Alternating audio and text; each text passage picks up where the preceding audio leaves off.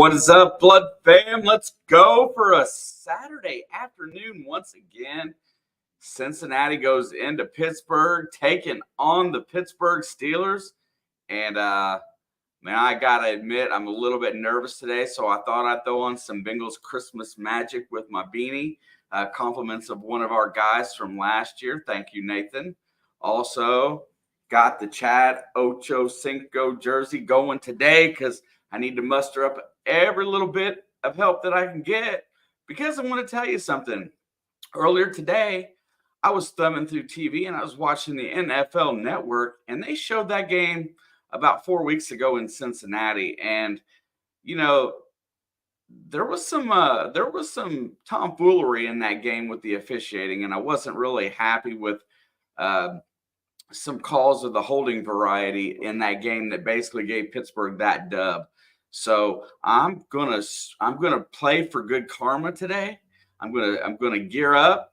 I'm gonna turn on my Christmas lights at some point today. If you want to see them, they're kind of annoying, honestly. Turn on some Christmas lights and hang out. And we're gonna watch football for a few hours today, and hopefully we can help will my Bengals to a dub today. Mason Rudolph gets the nod for Pittsburgh. Last time he started against us, it worked out very well for us. It's been a while, so we'll see what's happening. Mark was in here first. What's up, Mark? Nice to see you, brother. Leo said he's going to be late by second quarter of the half. That's usually when we start having fun. Stranger in here with the big who day. Right on, bro. I'm with you. I'm still a little bit nervous. Ian stopped in just thereafter with the big hello. That's my brother in upstate New York. And Panther, my friend, what is up? Good to see you. Good to kind of get a chance to just kind of hang out with everybody today. I got one more day of work, and then I start some good vacation time. Mark's got the who day on his mind because, man, that poor guy, he's got a team that's kind of in the dumps this year. Maybe he'll jump on, give us a little bit of love today. I definitely like to see his Cardinals get a nice pick in the draft and figure out some of their ails next year, because it's not been that long ago I had them picked to go to the Super Bowl out of that NFC West a few years back. Hey, it was a gift from one of our viewers last year. I'm not going to run them lights the whole time. I'll save them for touchdowns. But it was a gift. One of our friends, Nathan, hooked me up, and I actually like the beanie. It's pretty warm. Fits tight. Definitely ready to rock on this 4:30 start. I know we're going to be in here tonight. I don't know that Alex realizes that it's Peacock only. And I don't know that we can both stream on my Peacock account at the same time. So either it'll be me and her hanging, but I think we'll both find a way to be in here. Great day for me so far. What in the hell is going on with the hat? Yeah. Duke got the dub in their bowl game today. Congrats. Also, your Blue Devils won the other day. Again, congrats. It's all about, Kitty, one. It's all about just kind of, all the different sports. I started a video today for about the NFL, and I'm going to finish it this week while I'm off. I'm trying to come up with something that I can put out there that does really well. I got a video that I created and did most of the narration for today.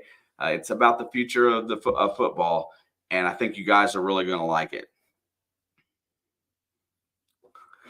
Troy fans are mad at you on Twitter. Fair enough. College fans have the game on broadcast in Oregon. Yeah, there you go. Run your VPN so you can watch it smooth. That's pretty smart. They don't like the fact that Duke fans are trolling in their reply section when they said it was going to be a blowout. I got you. What do they actually expect in that game, to be honest? So here we go today. What are we looking for in this game? Well, we got no Jamar Chase. That's official. We also have Mason Rudolph starting at quarterback for Pittsburgh. Our biggest dilemma today is keeping those three big, mean bastards on the D-line in check, and that starts with T.J. Watt.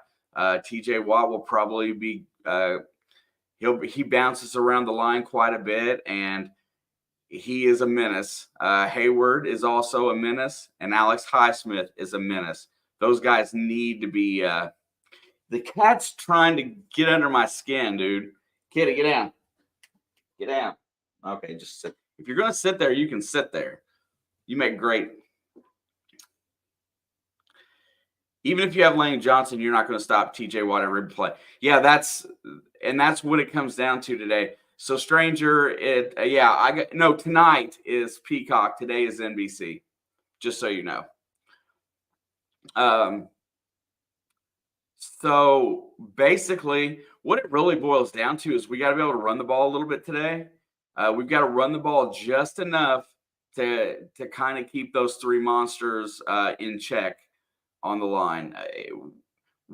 It's not going to be one of those games. If we get out and get a lead, it's better. But if we've got to be able to run the ball, because if we become one-dimensional, TJ Watt is just going to murder us. And we can't afford having Jake get hurt. So, therefore, running the ball is going to be essential. I think you're going to see a lot of Chase Brown and Joe Mixon early, kind of 2 downs at a time. Yes, sir, we are in Pittsburgh today.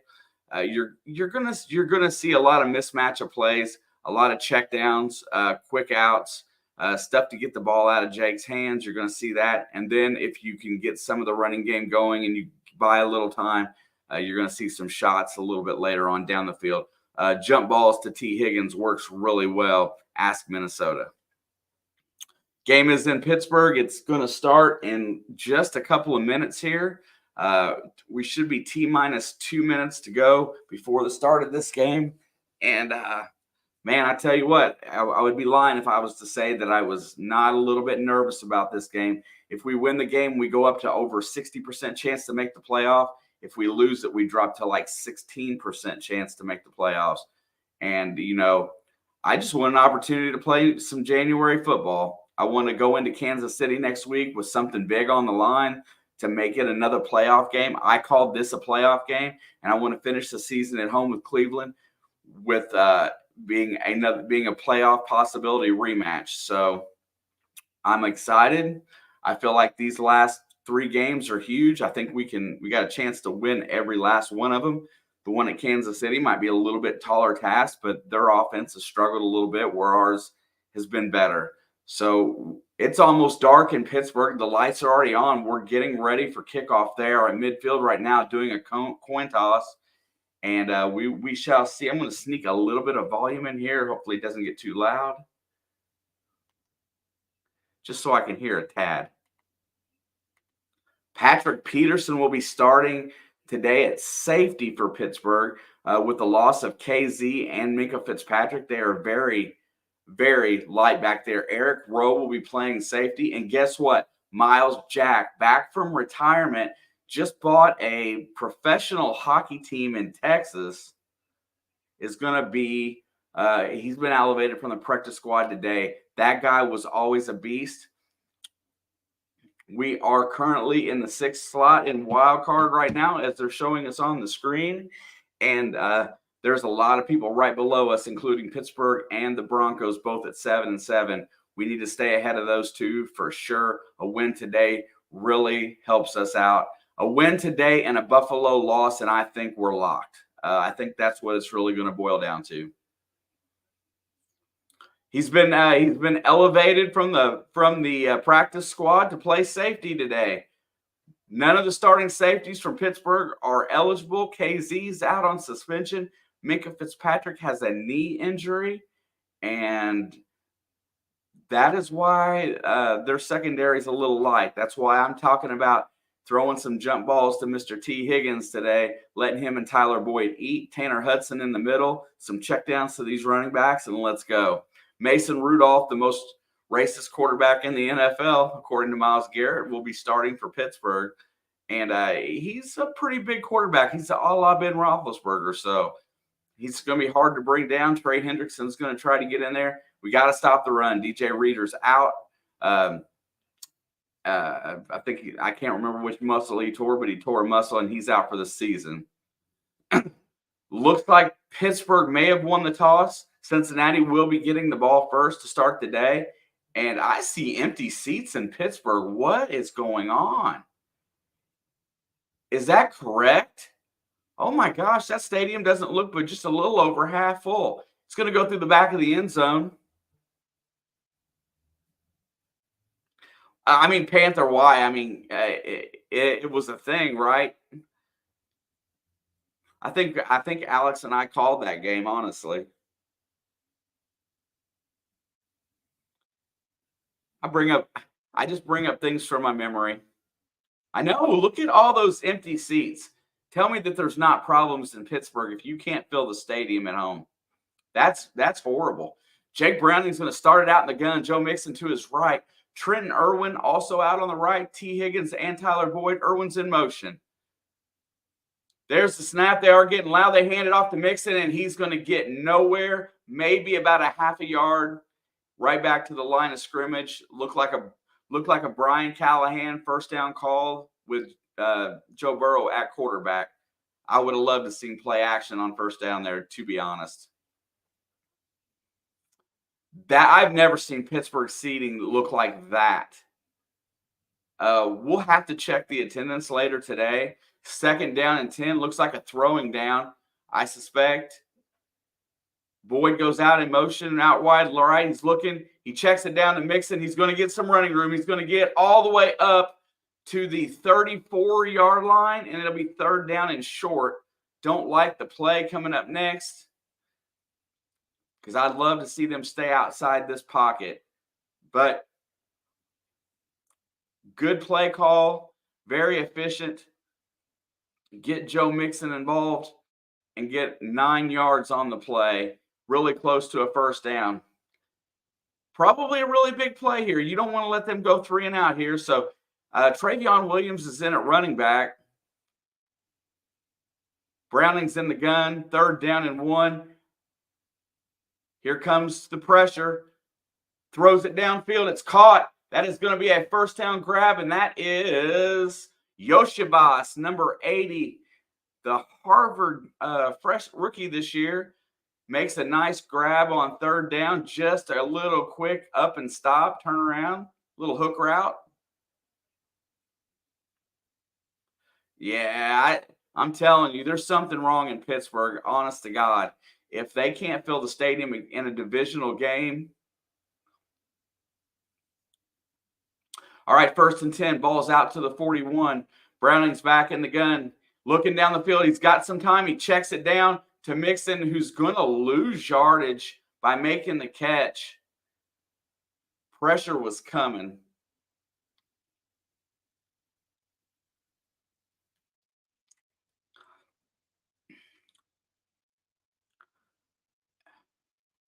I'm really surprised about that. I mean, you know, the low field views, you see some blocks of open seats, but when they show the higher up, it was pretty empty. I'm on broadcast TV, Stranger too. That blows. All right, 2nd down and 12, back to pass, fires it, and that is almost picked off. Hudson and Wallace are both fighting over the ball. Wallace jumped the route, and that's going to bring up 3rd and 12 here. Make sure I'm not a little slow. No, I'm on the Louisville NBC affiliate. Well, don't ruin it for me, stranger. 3rd and 12. Browning's going to be in the gun. I suspect Pittsburgh's going to bring it. They rush 4. Checks it down again to Sample. Sample gets back up close to the line of scrimmage, and he's going to be about 4 yards short of the first down as Pittsburgh played really good coverage defense there and did not let them get out. And here comes the punting unit.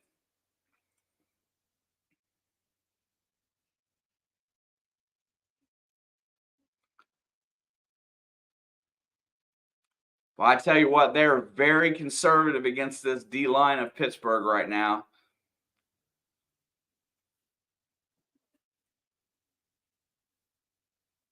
All right, the punt is away, and a fair catch is going to be called for at the 7-yard line. That's where Pittsburgh will come onto the field. Yeah, this Pittsburgh defense is they may be overall ranked about 15th or 16th, I believe. They're a good group. Uh, being a little light in the secondary doesn't mean that they're going to not come to play. Being a little light at safety and they move a cornerback back there, I don't think that really hurts them as much as anybody might think. They're hurting in depth, not in good players.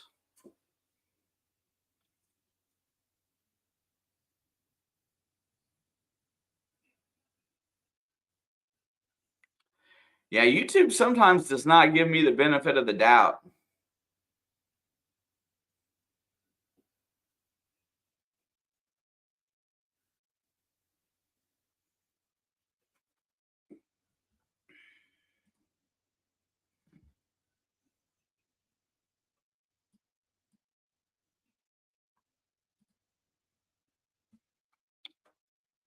Not really what I wanted to see out of the first possession, but I expect this game was going to be a lot lower scoring than what we've seen.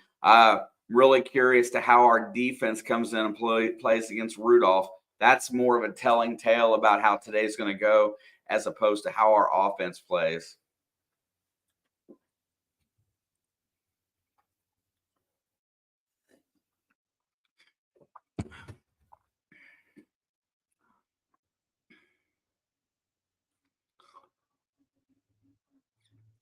I think if this Bengals team makes it to the playoffs, it ends up being a very successful season minus injuries. I think that makes it a win. For a while there, I didn't think we was going to get past 5 wins. So let's be honest.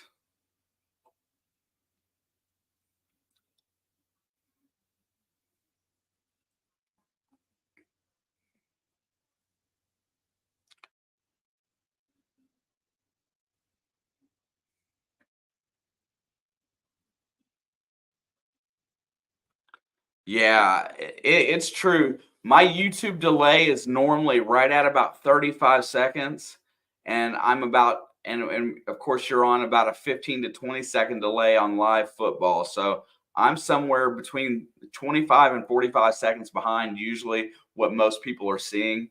Um, so there we go. Pizzle's in the house. Miami's looking for a big, big win this weekend. 1st and 10, balls at the 7. They're going to pitch it out, and they're going to give it to Najee, who's going to get about 5 yards, almost 6 yards on first down. DJ Reader not being in the middle of that line really makes it difficult to stop the run game up the middle.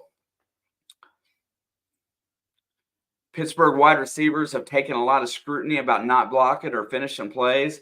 I am sure that Mike Tomlin addressed that this week in practice, and they will be ready. We're going to get this team's best shot. They're fighting for their lives as well. Mason Rudolph is a controllable asset. They kind of know what they're going to get with him. That's why he stayed around that organization. 2nd down, Rudolph fires over the middle to Pickens. He's open. He's at the 30. He's got lane. He's gone. 50, 40. Good God. And Pickens is going to the house. What the heck just happened?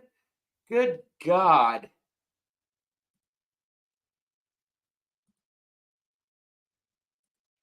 Pittsburgh just woke up.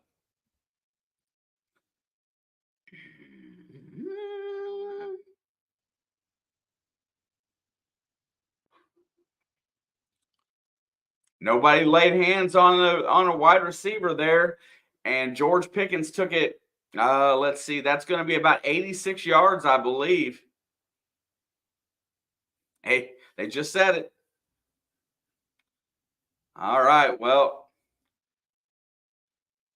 answered one question. I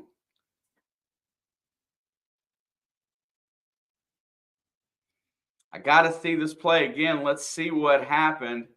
Pickens is on the outside. He's got DJ Turner on him, and it's just a slant route, and the safety fell down. Awuzie could not catch him from the other side, and that guy's got All-American speed.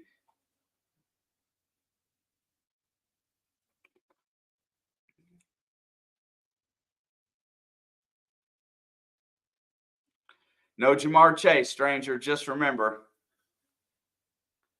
And that's, if it happens at any point in time during the game, the beginning of the game is probably better. Snowman's covering the Colts tomorrow. Check out snowmanmultimedia.com. Mr. Brian Snow on the call.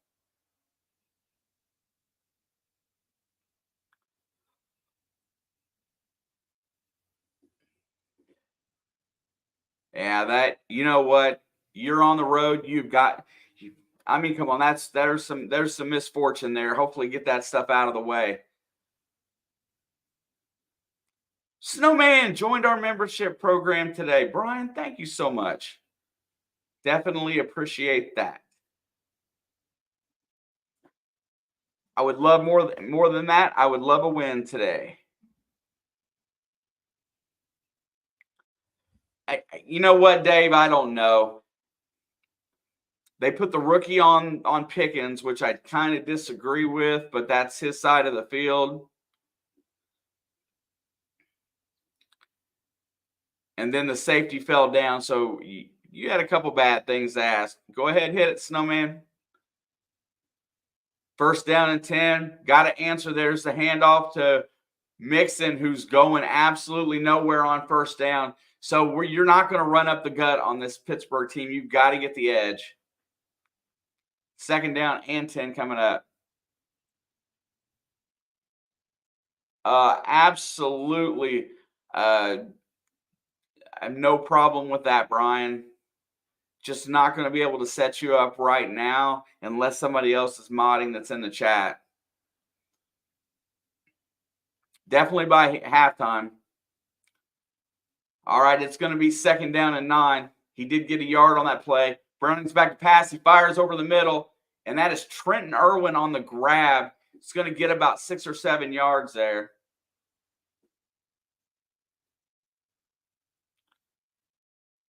Snowman's got he wants to post it in the chat.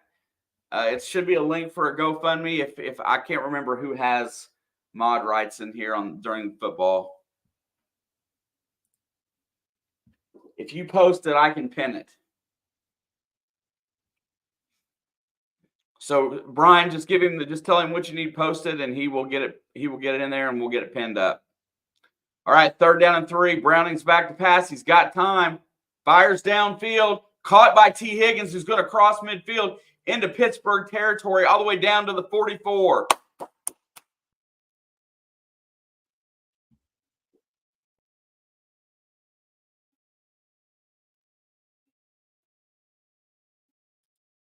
Got to get Yoshi back in the ball. If you can buy the quarterback time against this team, there's going to be guys open. Our receiving core is awesome. I'd love an offensive game today, to be honest. Let's be fair. 23-yard gain to T there. It is going to be first down and 10. Ball's at the 45. Chase Brown has entered the game at running back. He's going to get a shot. He's going to barrel through and get it down to the 41, gain of about 3.5.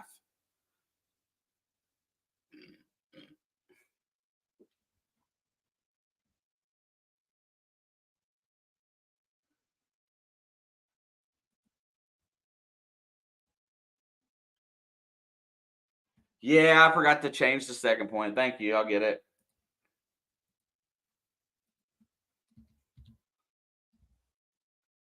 All right, second down and 6. Ball is at the 41. Brown got 4 yards there. He goes out in motion.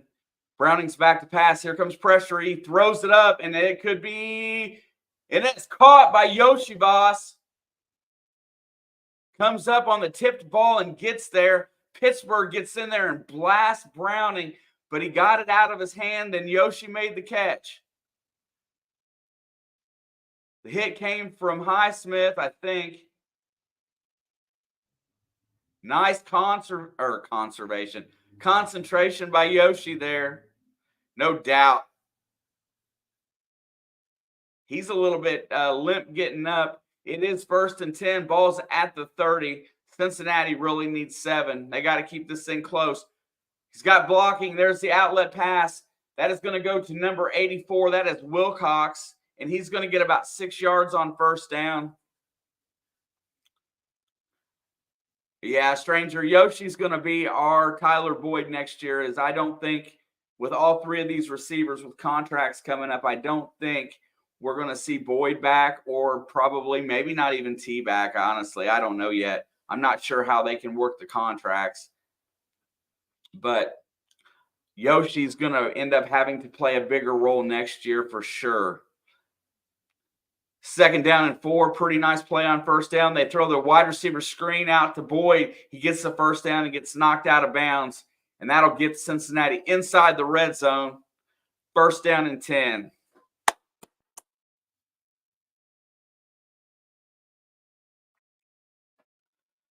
Pittsburgh is a lot of 2 deep safety here, so they're taking the quick check down, getting the ball out of their hand, and letting some yards after the catch take over. Yoshi with the pretty nice block on Wallace there. Peterson has to come up to make the stop. I think that's probably what's going to happen, Dave, if I had to guess. I love T. Higgins. I'd love for him to stay, but I don't know that they're going to afford him. There goes Mixon, and he's going to get 1.5.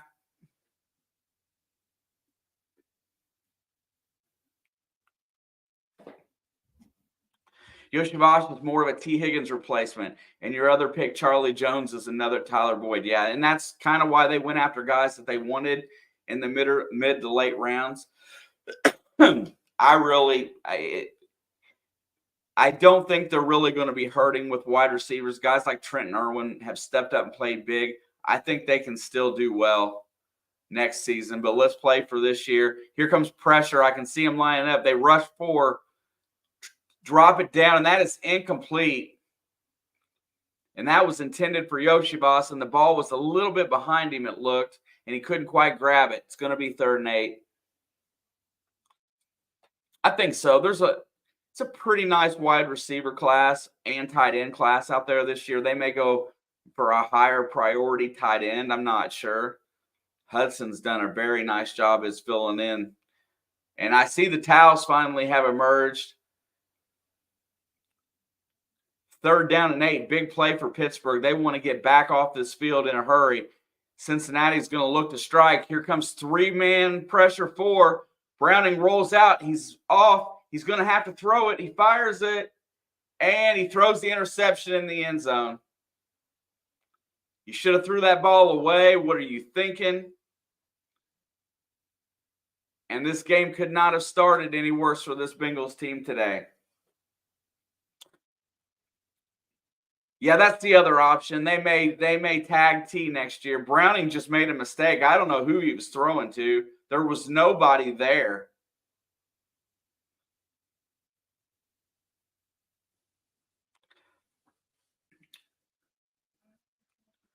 Well, Pittsburgh is not going to let him beat them the same way he beat Minnesota.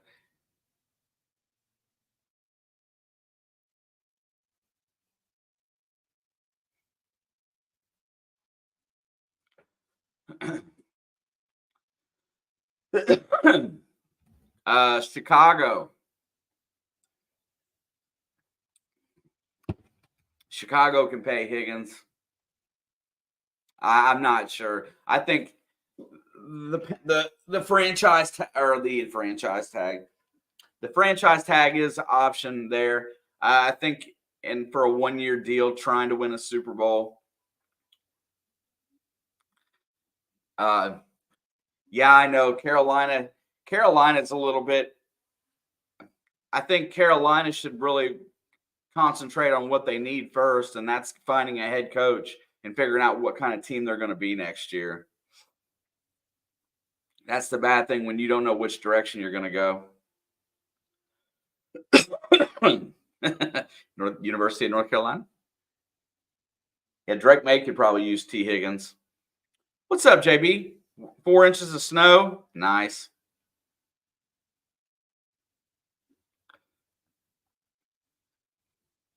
Yeah, it's all about how you structure your contracts. If Cincinnati decides to dole out some signing bonuses, that makes it a little bit easier as well.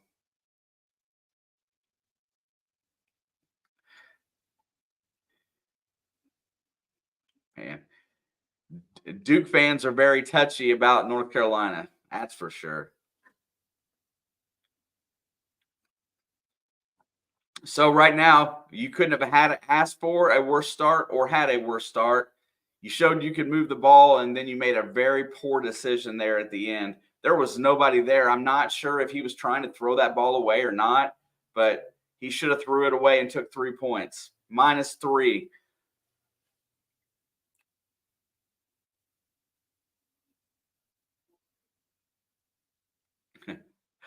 JB says the good news for you is as a Colts fan, I'm rooting for Pittsburgh, so that means the Bengals will win. We'll see if they can continue, but it's up to our defense. Has got to make a stop here, and so this bleeding doesn't continue. There's the handoff, and it doesn't look good as Najee Harris gets 8 yards on first down.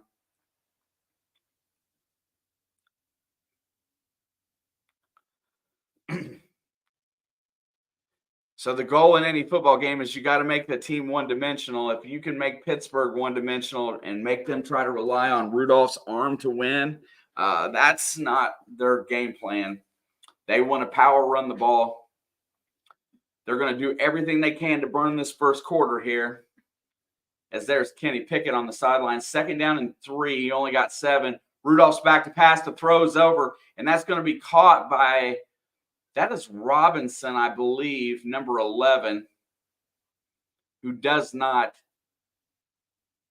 not really. It is. I just got it. I don't have it turned on yet, JB.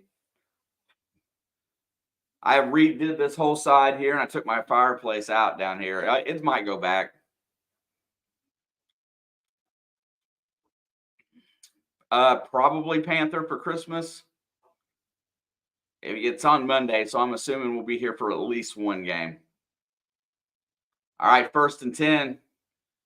Rudolph's in the gun. He's going to hand it off. There goes Jalen Warren, who gets knocked down after about a 2-yard gain. The hole closed up. The safeties come in to help make the tackle. And that would be Jalen Warren's first carry of the day.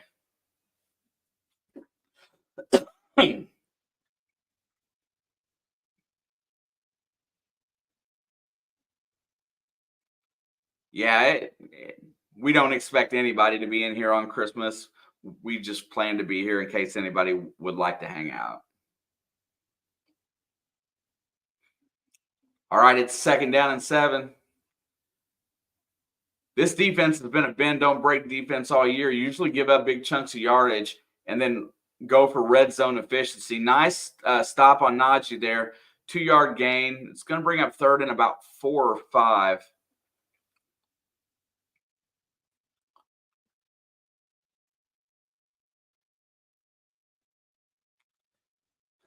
Did Rudolph get in some trouble? Yeah, he made some kind of comment to Myles Garrett that was supposedly on the racist side of things and started a big war. Right on, Dave. Rudolph's back to pass. He's looking. Pressure comes. He checks it down, and he gets it to Warren, who gets a big running lane. Gets tackled by Logan Wilson, and that goes all the way down to about the 37, I think.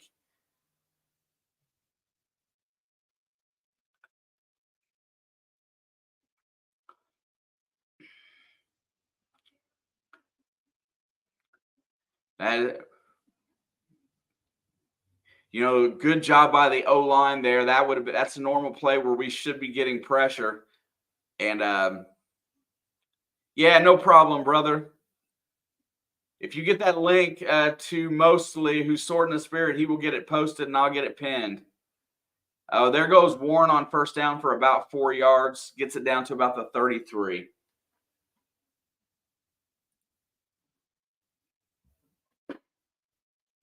Yeah, anybody that hasn't done so yet, Brian over there at Snowman is closing in on 1K subscribers. If you've got the time or the means, it's free. Stop by and give him a subscription. Does a great job. Okay, I'll get it. I'll get it here shortly.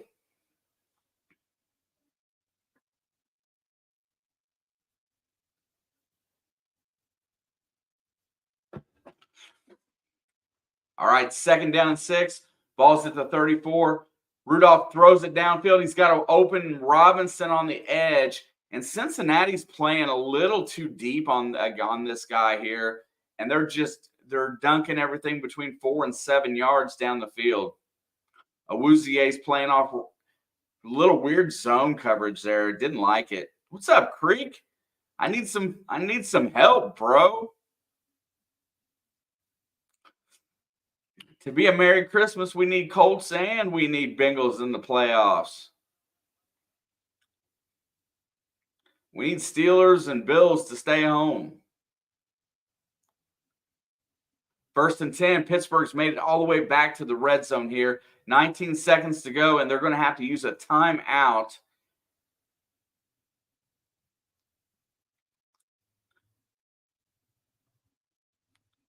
Yeah, I don't understand it. In all honesty, today I would be going tight press man and blitzing my backers. You want to make this guy uncomfortable in the pocket and not let him check down everything.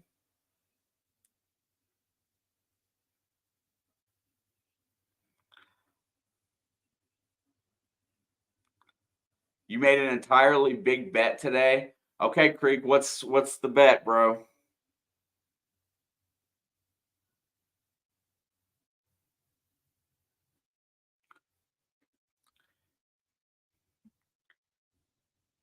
Hey, Brian, FYI, where did you text me that link?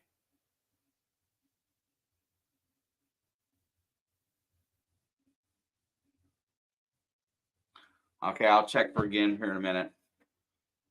+6, that's a good bet.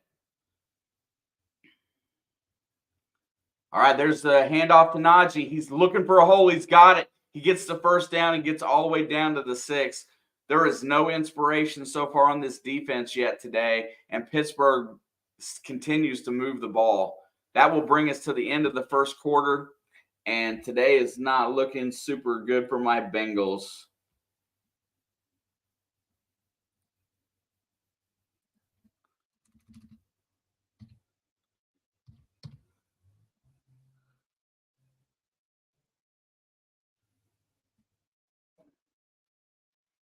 Okay, I'm going to try to find this link from Snowman really quick. Let's check over here. Don't see it there.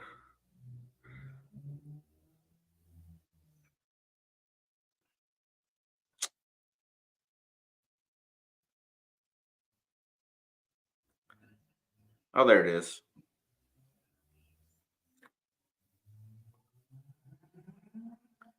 Copy. Hang on a second. Let me load this bad boy up and we'll get it in there really quick for him and I'll pin it up. Pin it up for Brian. Been a horrible 1st quarter so far today. Can't lie.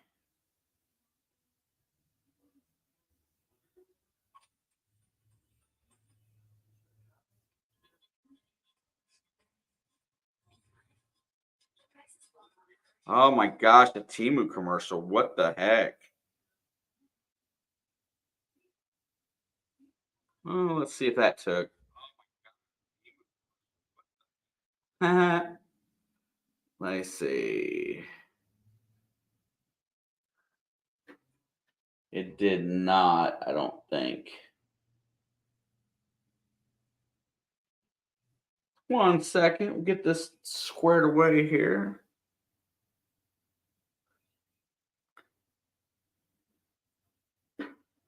Nope. Okay, so I gotta switch accounts. Joy to me.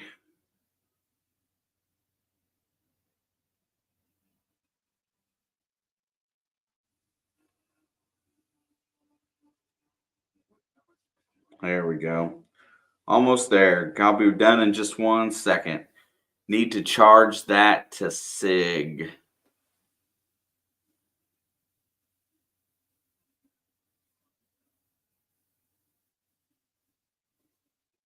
All right.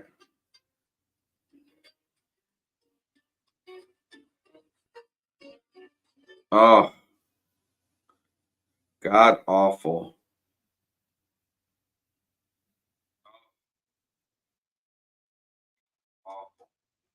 Gotta listen to myself. There's a play, and they're going to get it out to Robinson. It's going to be a no gainer there on 1st and goal.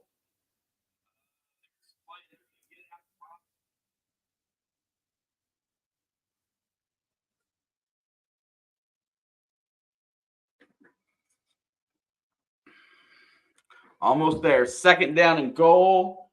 There's Brian's GoFundMe in the chat. I'll pin it as soon as I can. There's the handoff. He goes to the side. He's going to lane to the touchdown, and there is Austin gets in for another score, and the Bengals are down 2 scores early in the 2nd quarter, and Mason Rudolph looks like a world beater thus far. Yeah, watch it there.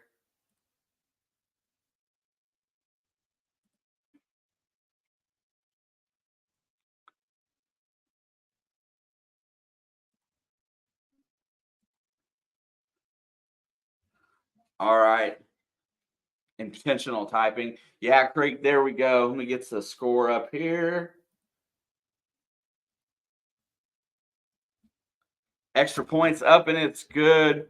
And Pittsburgh with the early 2-touchdown lead. Looks a little bit like the way the Minnesota game was going last week for us early in the game. Pittsburgh come to play normally where we give up field goals in these instances, giving them Steelers some touchdowns. Anybody got a Discord or got a place that they can share Brian's link? No more man out there is more deserving than a little help on a GoFundMe than Brian. Definitely check it out. Get over to his channel, find out what that's all about, and help and try to help him achieve some goals. Definitely in the spirit of Christmas.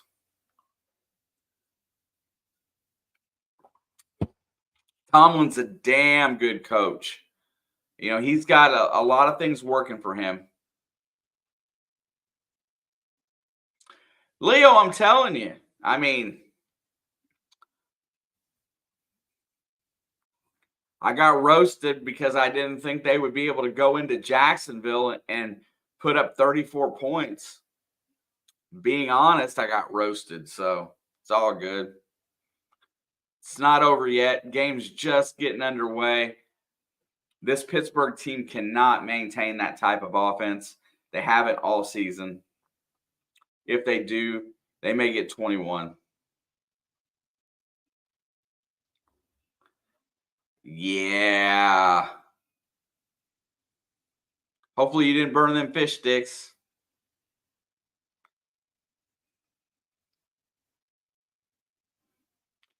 Yeah, it's not fun being unhappy in my own game right off the get-go today. I was more worried about playing in Pittsburgh than I was about playing Cleveland at home or going to Kansas City. Because this is a game that everybody thinks you're supposed to win, and we know how the NFL goes when you're supposed to do anything.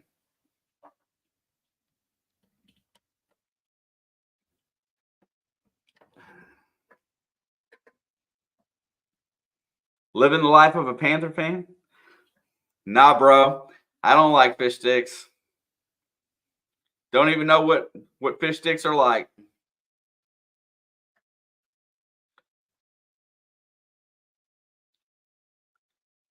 Obviously, Panther likes fish sticks.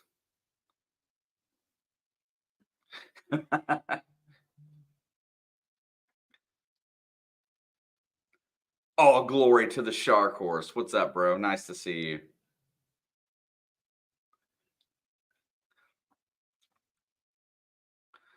It's one of my favorite episodes of South Park ever. And that's going to go through the back of the end zone. And this Bengals team looks a little deflated at the moment. You can't tell me that those guys' depiction of that dude isn't spot on, right?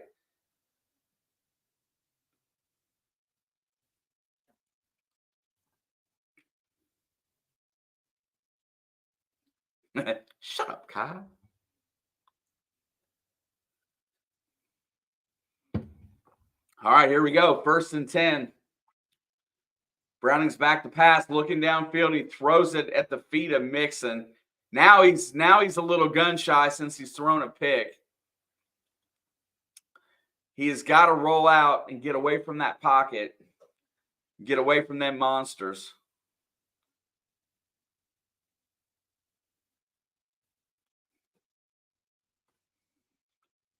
Cincinnati's got to play solid the rest of the half here and get this within one score at halftime. You can't be 2 scores down to Pittsburgh and expect to win on the road. There's a snap. He throws it out to Charlie Jones, and they've got that screen, wide receiver screen red, and he goes absolutely nowhere, bringing up 3rd and long.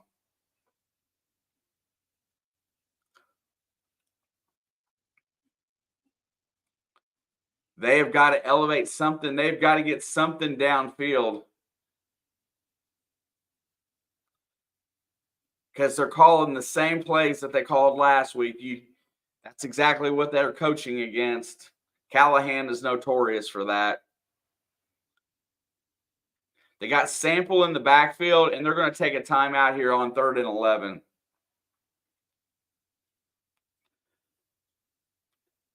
And just like that, that young man's confidence has been rattled.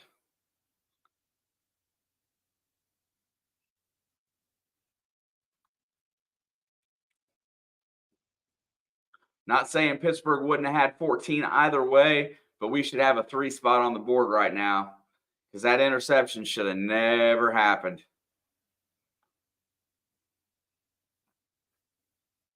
Bills and Chargers tonight at 8 o'clock, only on Peacock. I wish they'd let me show it in here, like 30-second delay and not take me down. Absolutely. You know what that's about, don't you, Panther? Draft some O-line. They've addressed their O-line. It's a lot better than it was. 3rd down, and Browning's going to get out of there. He's going to be held. Karras falls on the ball. I think he fumbled. TJ Watt gets there.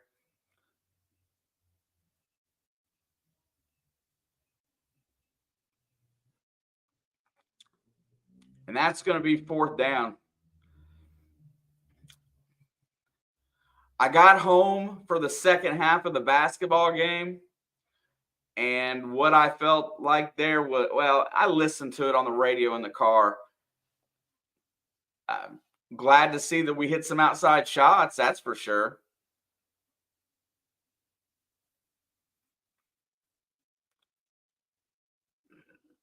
Being here next Friday night for the Indiana game, I think that's the 29th. Robbins gets the punt away. Fair catch is going to be called for. It's going to hit the ground. Short punt. And Pittsburgh's going to take over at the 47. Whew. So in order to get back in this game, your defense has got to find a way to make a stop. And right now, nobody's blocking. There is nothing that's going right for Cincinnati. Whoever's got that Pittsburgh +6 is probably in a good shape right now.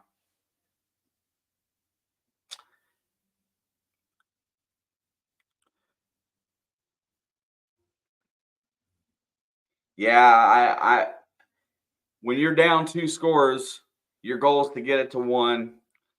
So you've got to get stops on defense. They haven't stopped the run or the pass yet. Tackling's been atrocious. I can give you about 5 different things that have gone wrong today.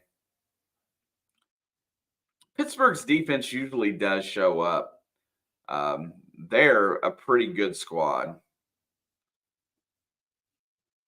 Yeah, 2 people in the pick'ems. I mean, I got the Eagles right last Monday. Give me something. Come on.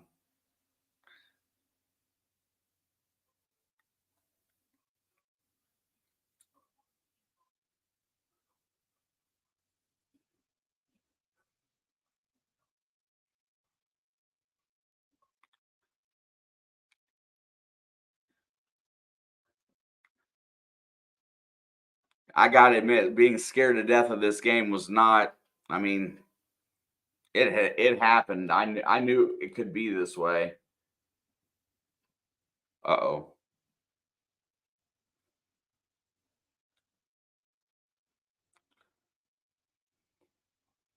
Yeah, the dude's confident.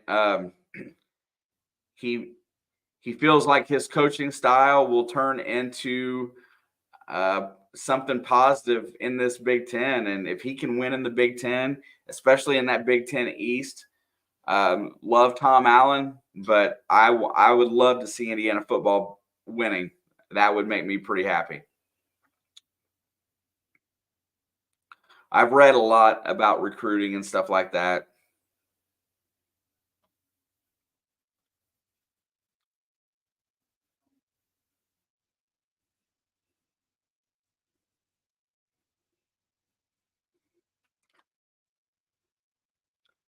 There you go. That's why this Pittsburgh team is where they are.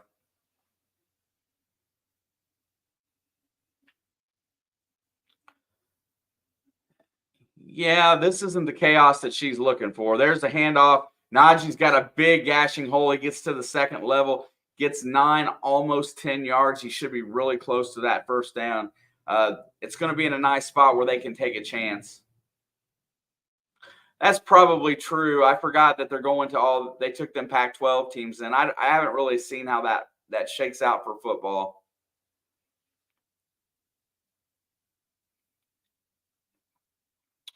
I hate that the conference is that big.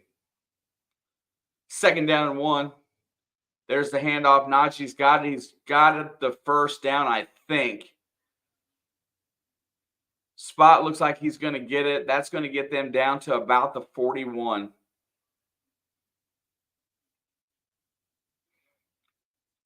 Yeah, I'm not super stoked about the expansion of the conference again.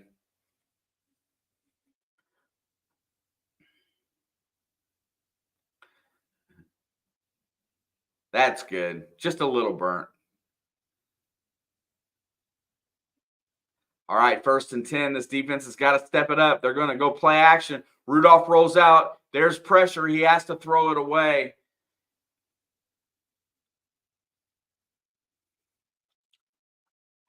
And that's exactly what they needed there, was to get him into second and long. Now get some more pressure. They know it's a throwing down. Let's get in here and rush 5 here. Make him get rid of that ball quick. Settle for something short.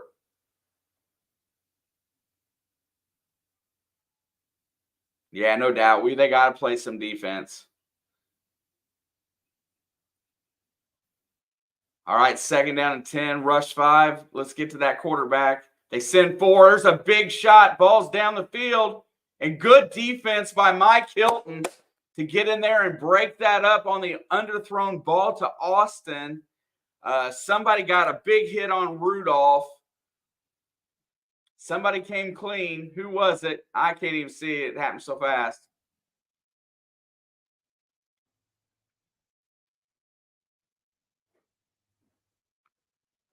A little early on that hit, I think. But he did stop to look back, so they're going to let him play on that just a hair. I'm sure Tomlin's not happy about it, but what coach would be? That was Hendrickson.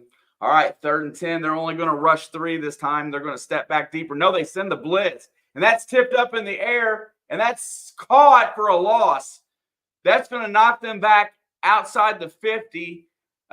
Turner decided not to go for the ball and hold on to the receiver. Good call there on the tipped pass.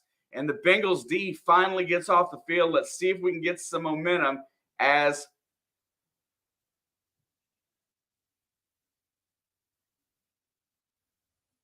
Turner just held on. That's probably the smart play. Pittsburgh will have to punt. Oh, yeah, that was DPI on the play before. The reason why he didn't get called is because he looked back before the ball came here and then just went to him. That ball is going to roll down inside to about the 7-yard line on the punt.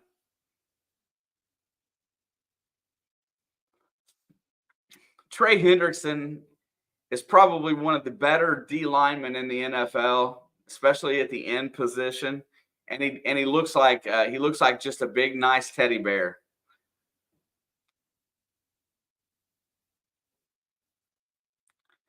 I think since 2020, he's third in sacks from that position in the NFL. I think he's behind Myles Garrett and one of the Bosa's.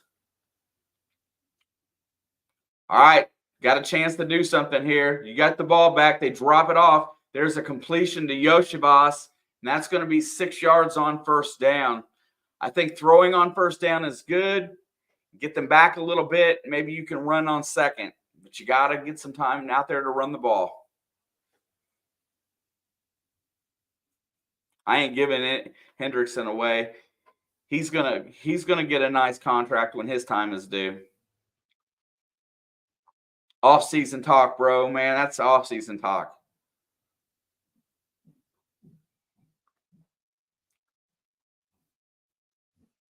Second down and 4.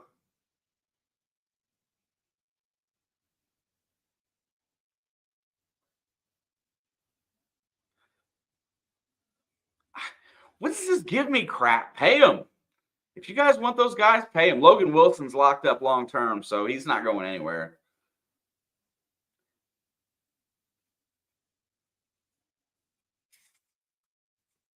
Nowhere.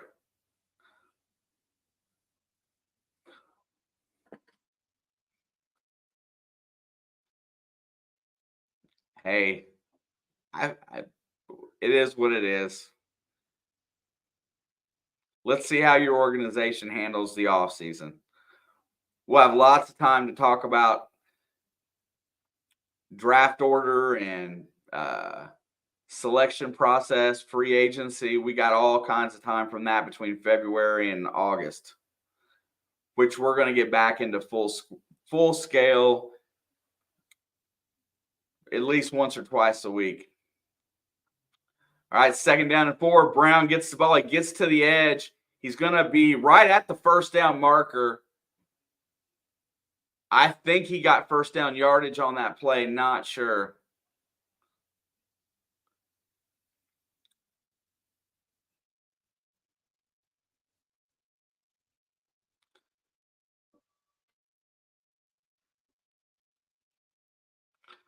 We'll talk about some basketball a little bit at halftime, maybe, depending on how this looks. It's going to be third down and 1 as they marked him short. That looks like the right call. Pittsburgh's going to bunch up on this run. There goes Mixon, who gets the first down. Mixon is good for these third and shorts.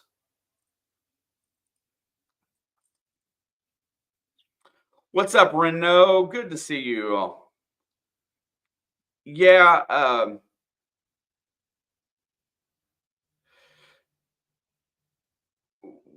we have in the past. Last year, we took some time off. I don't think we're going to take any time off this year. I really don't. I feel like there's going to be a steady streaming schedule of sports talk, among other things. First down. Browning's back to throw. He fires it down the field. Another pick. Another underthrown ball. I think he either got hit or it was.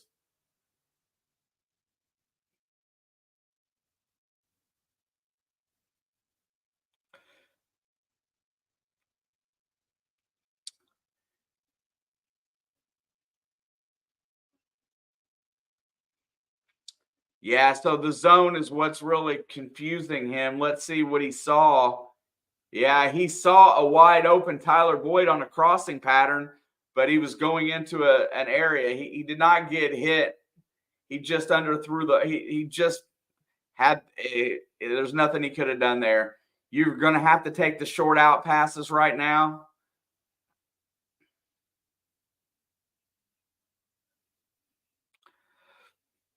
So Pittsburgh found a way to stop him.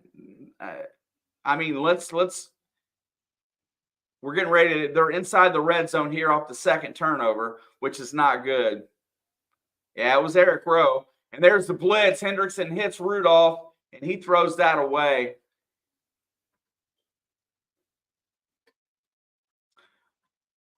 So check it. Here you go. What they're doing is Pittsburgh is playing a too deep zone, and they are, oh, Hendrickson's injured as he comes off the field here. Not good. And then they're relying on their front four to get pressure. They're getting pressure on the quarterback. And guess what? When you get pressure on the quarterback and he has to make decisions in that zone where he can't see, there's a handoff and it's going to get about 4 yards. It's going to bring up third and about 6. So then what happens is that now you're making decisions. And just like that, you're throwing into an area that looks like it's open, and then the hole closes immediately because there's a guy coming from the other side that you don't see.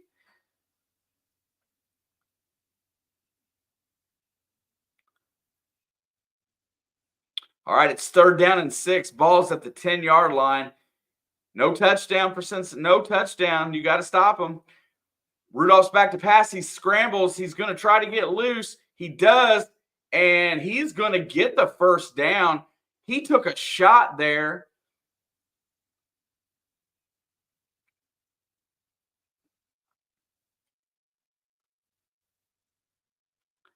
And the fans are going absolutely crazy for Mason Rudolph right now as Mike Hilton goes and hits him, to tackle him, but his momentum carries him past the first down marker, and it's 1st down and goal. And I'm going to tell you guys that we're going to be down 3 touchdowns. We need a turnover in the worst possible way or a penalty flag. Handoff. There goes Najee, who gets in. I think that's a touchdown.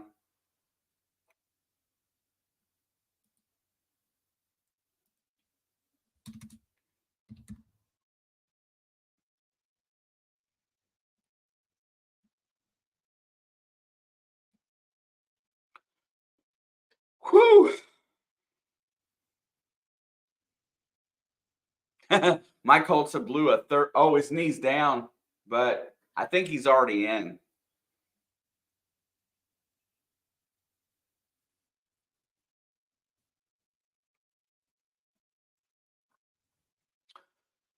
$20-0, and the extra point is good.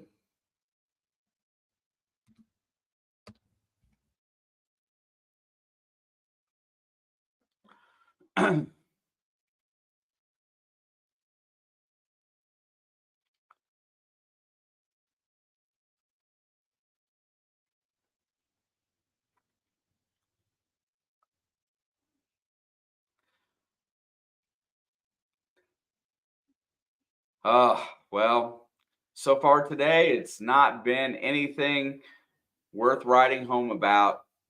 Can we muster a drive before halftime? Pittsburgh starts with the ball in the second half. It's put up or shut up. Bro, I'm trying. I really am trying. Because I know that there is some contingent out there that definitely wants to be in and hang out. So I'll take it as long as I can.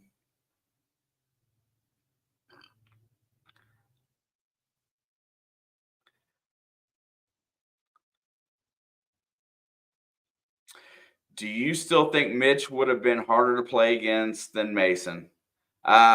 Mitch Trubisky has beaten us the last 2 times. I don't like Mason Rudolph is a lot like Ben Roethlisberger, and there is a lot of days that I didn't understand why a guy like that beat us, and today you're kind of seeing it. Our defense has looked flat. We're not tackling. We're not after anything. So we've had one good possession. A couple turnovers is the end of the day right there, right? You can't when you turn the ball over, that's the worst. So we got to play this rest of this half perfect, and we have got to get a turnover or two in the second half to have an opportunity to win, and it's tough. I don't like Mason Rudolph. I know we beat him the last time we played him, but he doesn't turn the ball over like Mitch Trubisky or Kenny Pickett. So,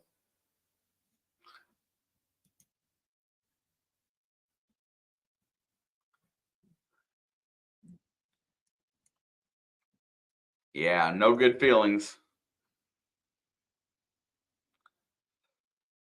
Trying to hold it together for a little while, you know. I won't delight in your disappointment. That's fine, JB. We all got different teams and we root for different things.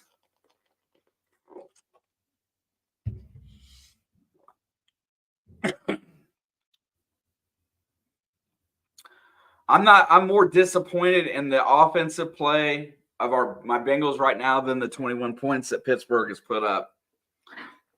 But this is where you get paid to coach, and you've got to find a way to make adjustments and come back.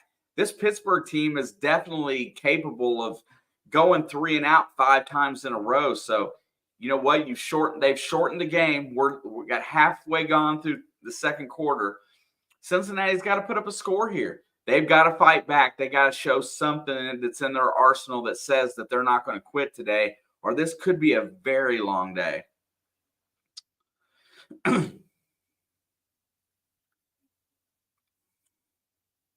All right, here we go. 1st and 10.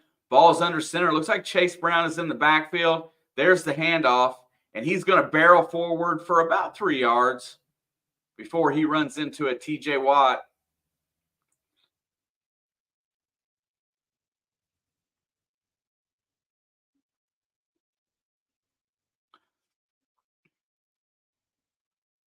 All right, it's going to be 2nd down and 6, I believe, maybe 7, 6. Got to go back to how you were moving the ball down the field. You've got to show something right here. This is crunch time. Back to throw, looking, fires over the middle, and that's caught by Tyler Boyd, who breaks the tackle. He gets out to the 50, down to the 45, and to the 42. Tyler Boyd crosses midfield. The whole time Tyler Boyd has been in Cincinnati, Mike Tomlin has coveted this guy because of his attitude, his hard-nosed play, and the fact that he's a Pittsburgh kid. And he still continues to make plays going into what's going to be his 3rd contract. You've just got to settle down in this zone and be open.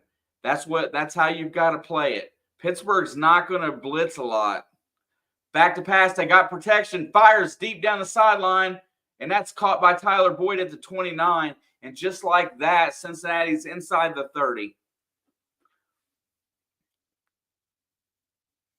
Somebody's got to keep this quarterback grounded and let him know where he can throw the ball safely within this defense. There they go. They're showing Bengals Tyler Boyd at University of Pittsburgh.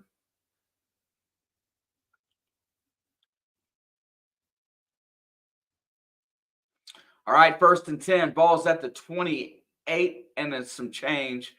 Back to throw again, looking, fires over the middle, and that's caught by Drew Sample, who's going to take that ball all the way down to the 14-yard line before he's tackled, and that's another 1st down.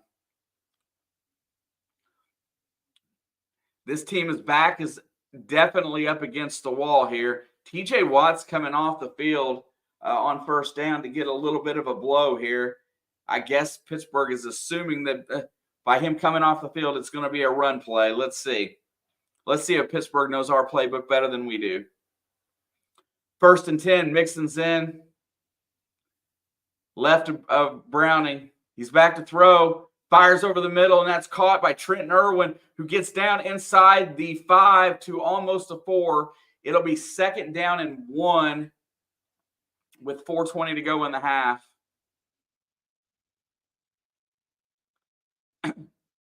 Yeah, Drew Sample's been primarily a blocking tight end. He's never really stepped up in the pass game, but here lately he's been doing well. FL Thunder digging with Rob. What is up, my brother? Nice to see you. My kitties are getting beat right now pretty good. But we need a tutty right here. We need a tutty. 2nd down and 1.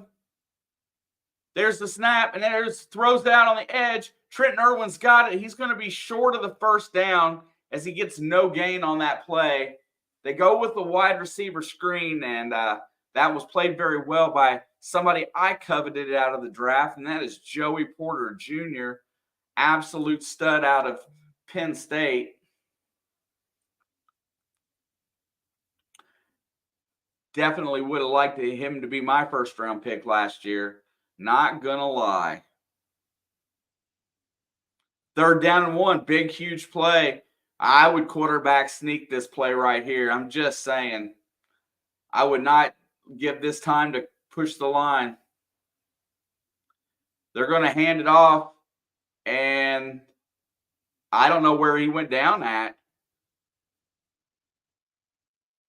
They've got him, both got him short.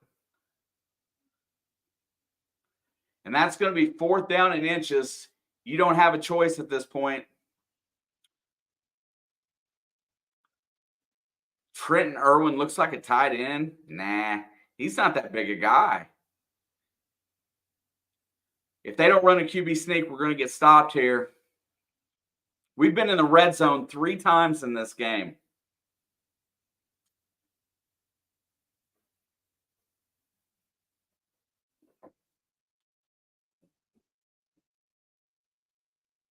I honestly feel like this play call, what they do here on 4th down, is going to make or break this whole game.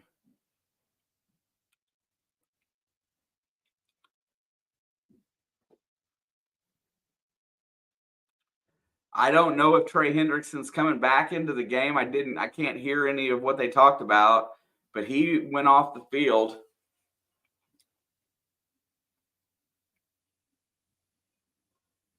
Did they challenge that?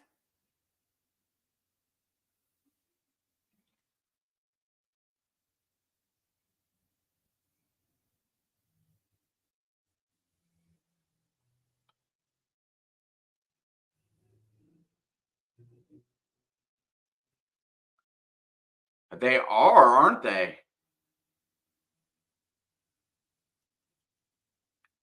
Oh, my God.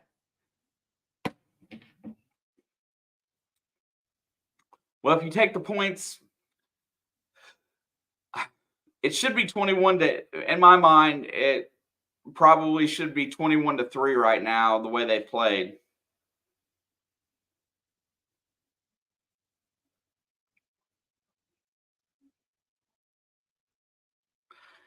DJ Reader, yeah, he's a big boy. I would have ran the quarterback sneak on 3rd and inches or 3rd and 1 there. Just saying, I wouldn't have handed it off.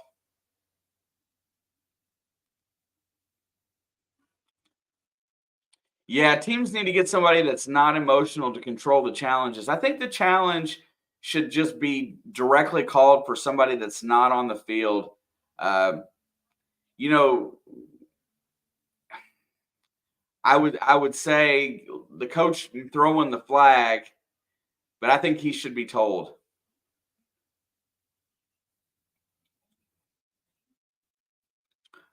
Then you run it twice, Dave. At that point, if you gotta have. Do you agree that they gotta have 7 here? I mean, I feel like they got to have 7 here. They got to go into the lock because Pittsburgh gets the ball coming out of the locker room and they get the ball back here next. I think they got to have 7 points.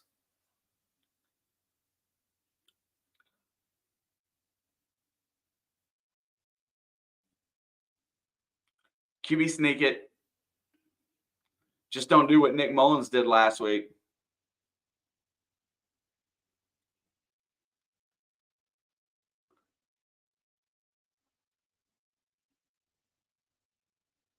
They're going to throw the ball.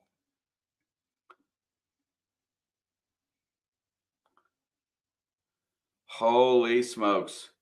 Well, I don't know that I agree with this, but here we go. 4th and inches. Here comes the snap. They're back to throw. Here comes pressure. Fires it up. That's going to be incomplete. That is stupid. God, why on earth would you not get the first flipping down?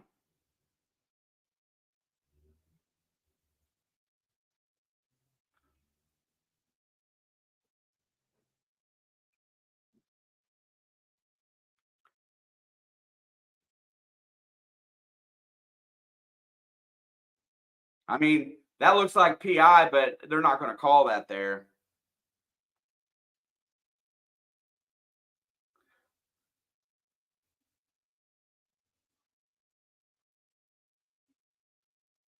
Oh my God.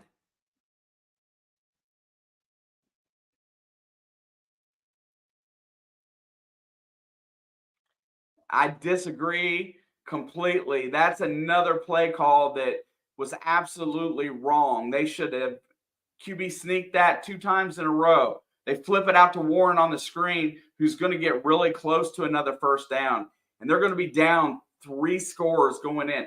I knew the second that they put out the extra person, they decided they were going to throw that ball. I knew it was a mistake.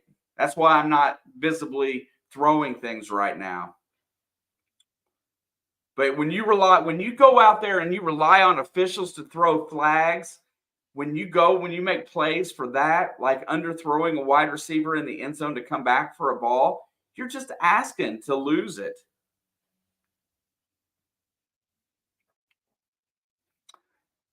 Everything that they needed to do in this game, mostly garbage. Ooh, I don't think Pittsburgh scores here, but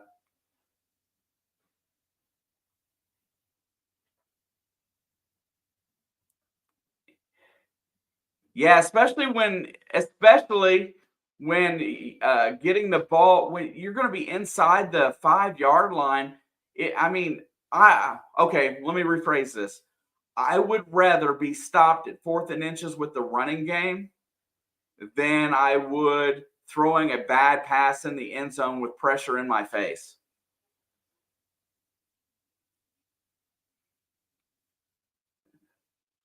The only way Cincinnati is going to win this game is if they get turnovers. Yeah, Stranger put it in chat right there. That's the only way they have a chance to win now is by turnovers because their defense is on the field for the last 2 minutes of the half.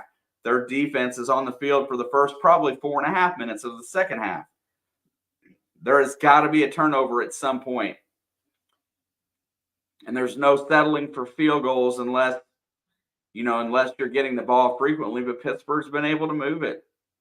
I I can stay optimistic and stay in here, but man, it's getting tough.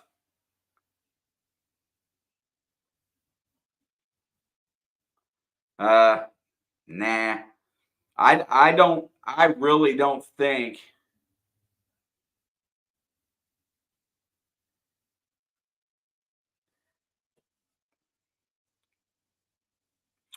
Dave, I'll say no because I say Mike Tomlin's play calling is going to be ultra conservative right here. He wants to get to the half with a 21-point lead.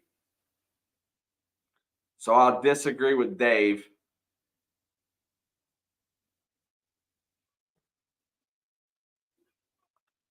And get old Peacock fired up for tonight. Since he needs a turnover like now. Yes. Isn't it funny how that works? They gash that defense. Our play calling's horrible. They're going to send 5 here, and there's a handoff, and they're going to be right there for that first down.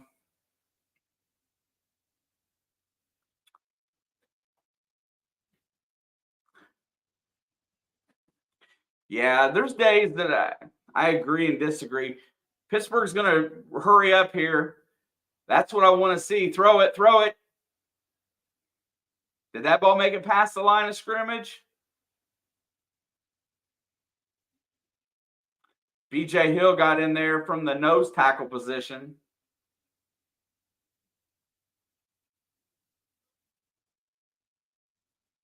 Good job.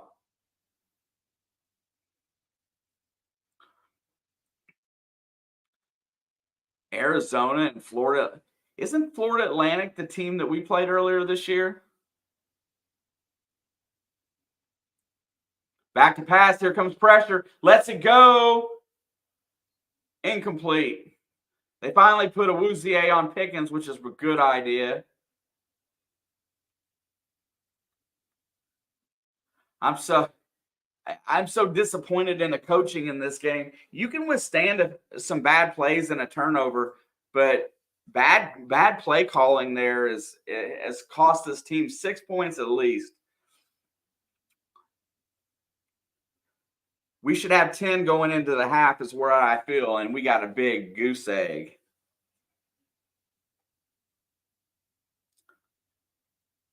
I can't show time delay coverage. They'll take me down. I don't own it.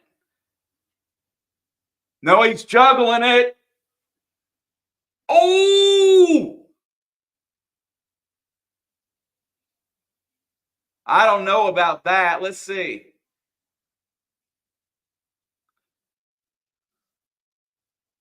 Let's see. Oh, he never moved his hands. Never mind. I was wrong.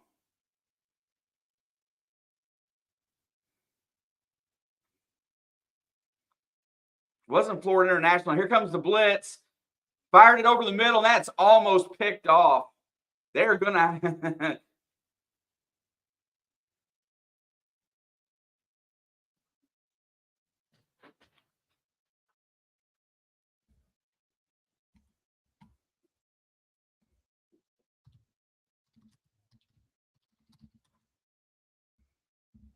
Oh, that's Dusty May's team.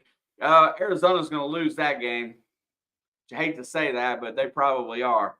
This team's for real.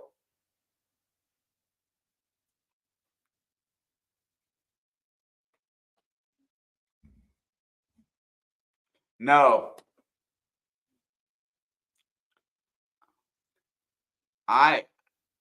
If I show more than like a few seconds of coverage in a video, there's a great defensive play right there by Logan Wilson on Jalen Warren on the pass on 2nd and 20.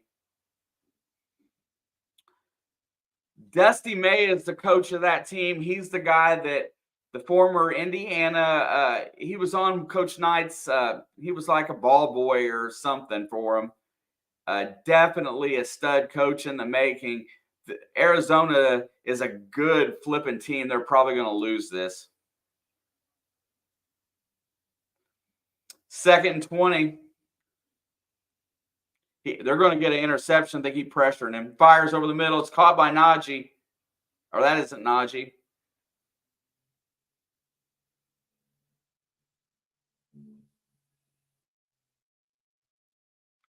Since he takes their last time.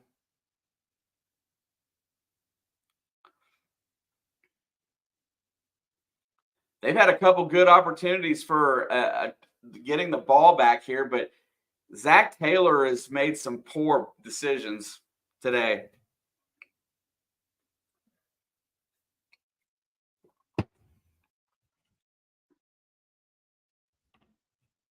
$95 up. That Florida Atlantic team is no joke. Arizona, I knew they would have their hands full with them. I just wasn't sure which one that was. Need a pick six right now. Need a pick six right now. Need a pick six right now. Rudolph's back to throw. Fires it deep down the field. Out of bounds. And they're saying that's a catch.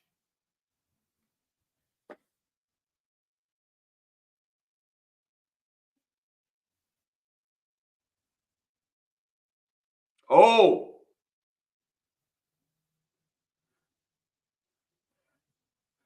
That right foot. Where's that right foot?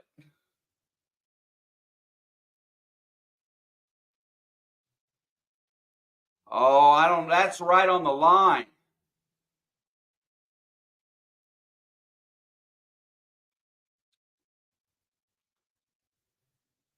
So here's how this works. They're going to get your 3 points here. They're not going to be able to, even if it was out, they're not going to overturn it. They're going to give him the catch, and they're going to kick a field goal.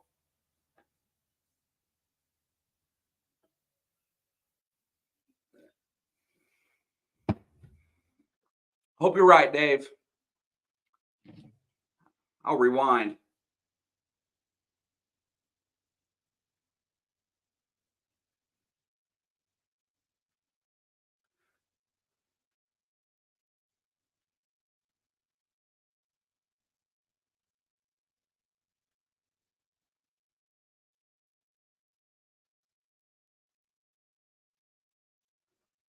That's a catch. They're going to call it a catch, guaranteed. I was hoping you were right, but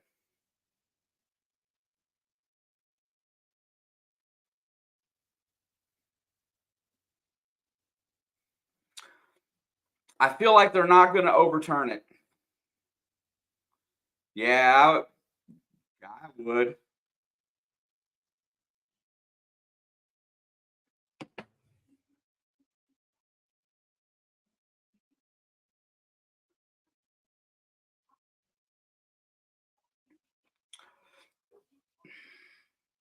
I'm not going to. Right now, I think they're going to. I think they're going to call it a catch. And it's not because it is or it isn't. It's just because they don't want to reverse it.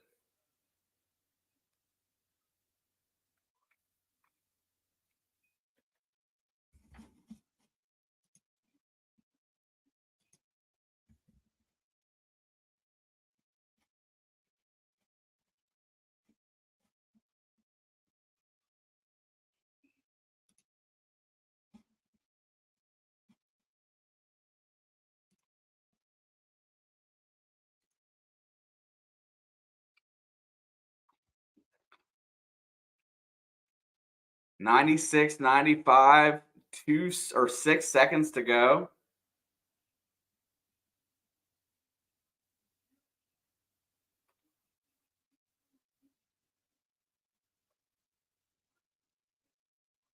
Told you, not even close.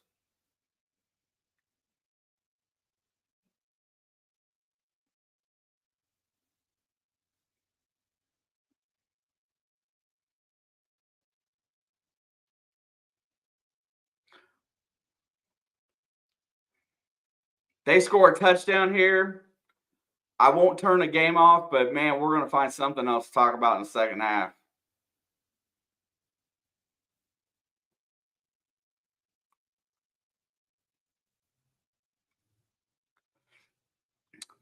Rudolph's back to throw. He fires it deep down the sidelines, and Pickens can't bring that one down.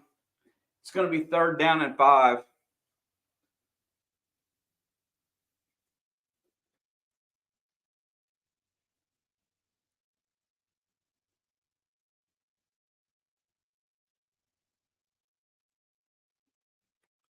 To Florida Atlantic.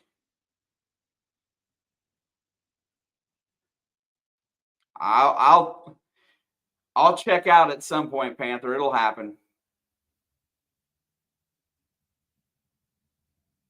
Warren's in motion. There's a snap. Looking, fires it to Pickens, and he's going to get hit short of the 1st down, and he fumbles the ball, but he's going to be down by contact. And they're going to let this clock run down.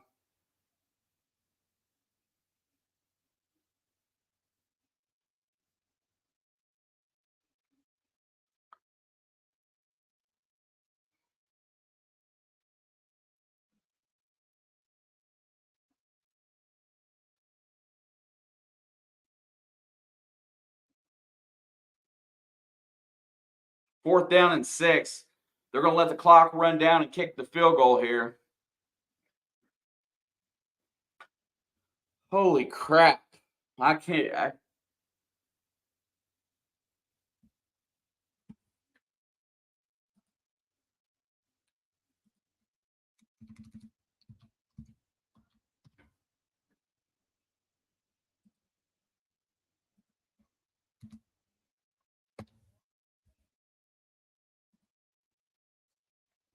See that? I'm going to go ahead and put it up as 24 because Boswell is going to bang this in. Defensive rebound by Florida Atlantic, and that is your final, 96-95. Sorry, Shark Horse, and sorry to Mark. But yeah, big loss, big win for FAU. Here we go with it. I guess that's a 50-yard field goal attempt. I guess he could miss it, but I don't think he's gonna. He hits it. We're going to halftime. And I already got it right. So halftime it is, 24-0.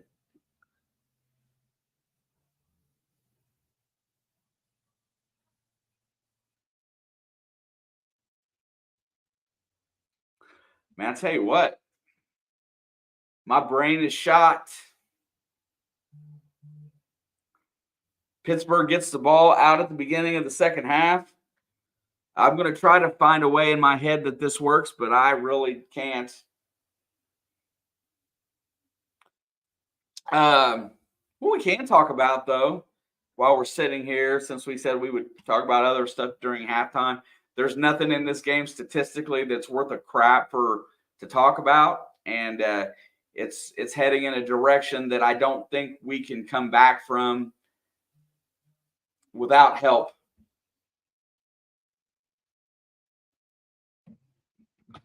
So I had an interesting. Let me get to it. I want to for the. Yeah, I know, Joe. That's okay, bro. Let me get there.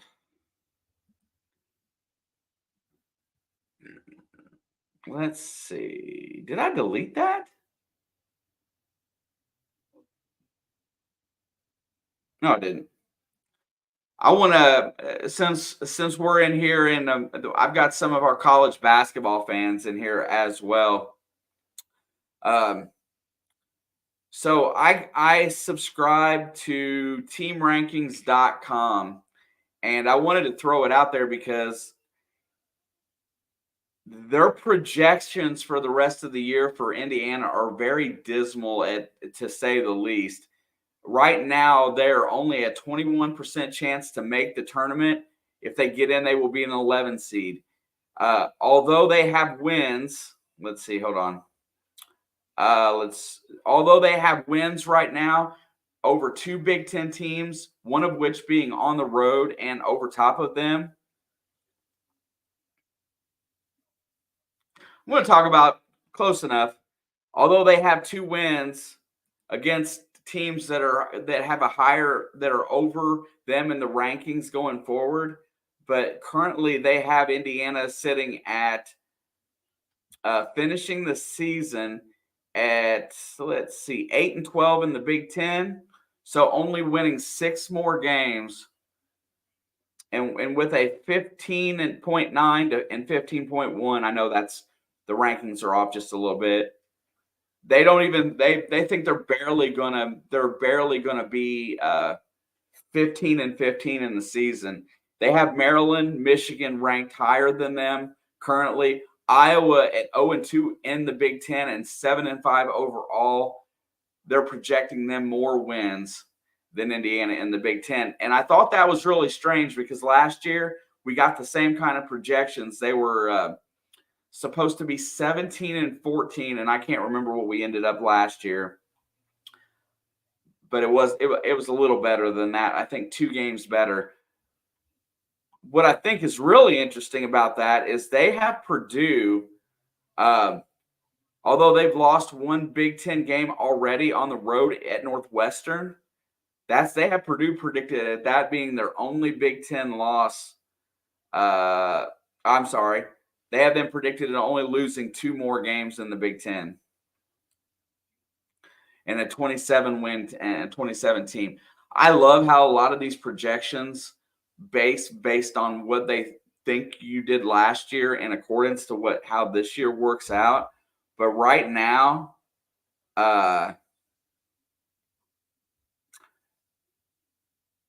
Purdue, Illinois, Wisconsin, and Michigan State, who is also 7-5, are the 4 highest projections for the Big Ten.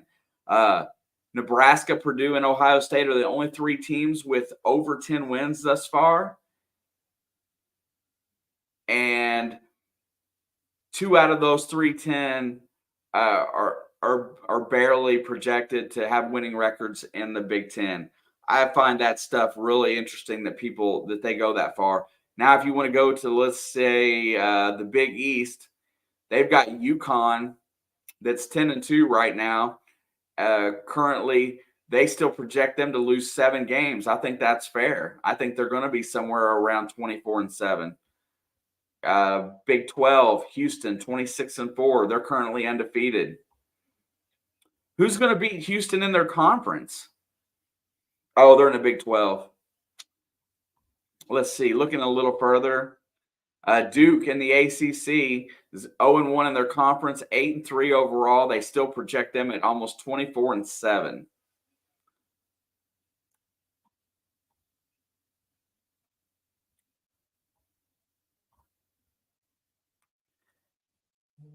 Yeah, I think so too. I think we'll be. I don't think we're going to be we're going to be about a 12-8 conference team. If I had to guess, I say we'll sneak a couple extra wins on the road, and we should be somewhere around 12-8 in conference. 24-7 is better than last year. I don't think Duke will be a 24-7 team this year. I think they're a good team, but I don't know that they'll be. I think 8-9 losses is probably in their cards. Yeah. So projections didn't change much. They had them. They're currently on their ranking system like 85th in the country, and just a few weeks ago, before the Michigan game, they had them at almost 100th. So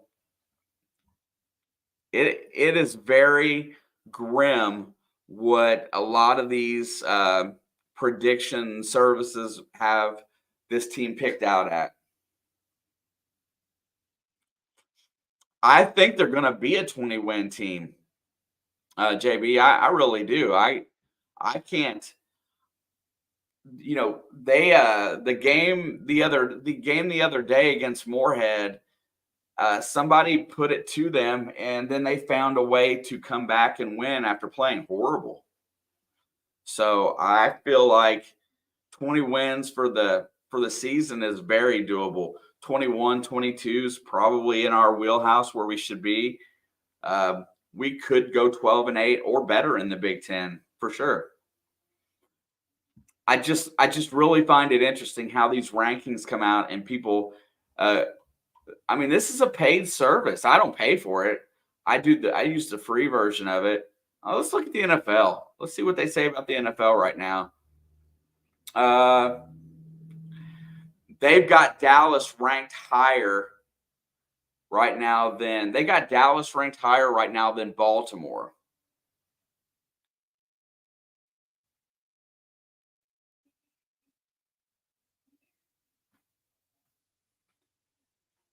They have also got Buffalo, a non-playoff team right now, with the fourth best ranking right now overall for football for the whole NFL. Followed closely by Miami, Kansas City, and Philadelphia.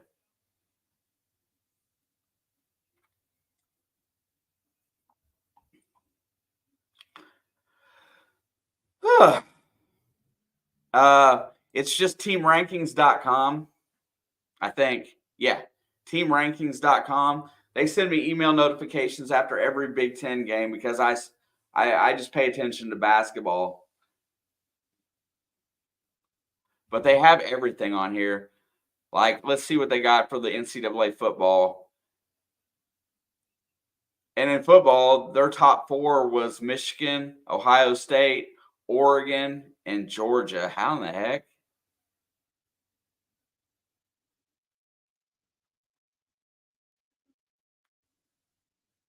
How does that happen? That can't be this year. It is this year. So they have Washington still ranked in their rating system 13th. They have Florida State ranked over them at 10th. They have it Michigan, Ohio State, Oregon, and they've got Oregon with a higher rating than, oh my God, this is jacked.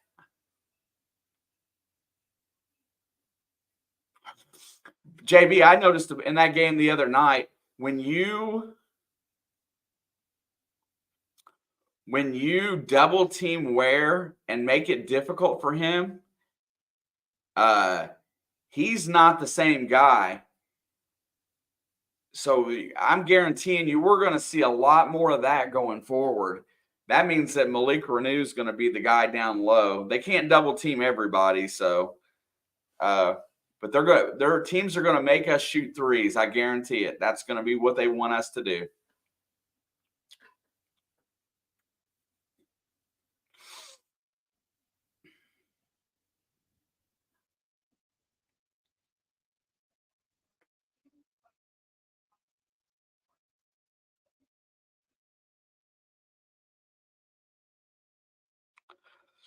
I haven't checked my schedule yet, Panther, but if I'm here, uh, I usually do one or both of the national semifinals and the championship game if I'm home. Depends on my work schedule, though. I haven't even looked at it yet.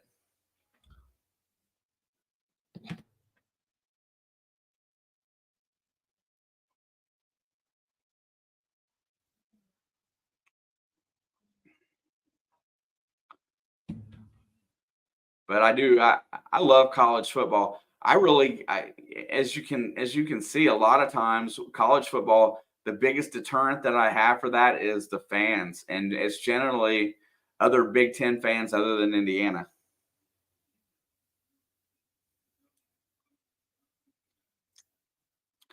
That's the only thing right there, JB. Khalil has not proven his 3-point shot yet. I know he's supposed to be the guy that can shoot it, but he hasn't proven that he can make it yet. So as soon as he steps out and starts hitting some threes, the double teams are going to go away.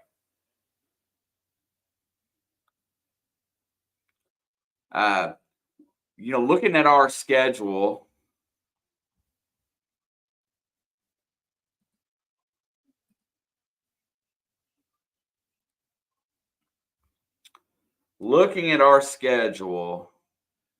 Kennesaw State, which is on Big Ten Plus,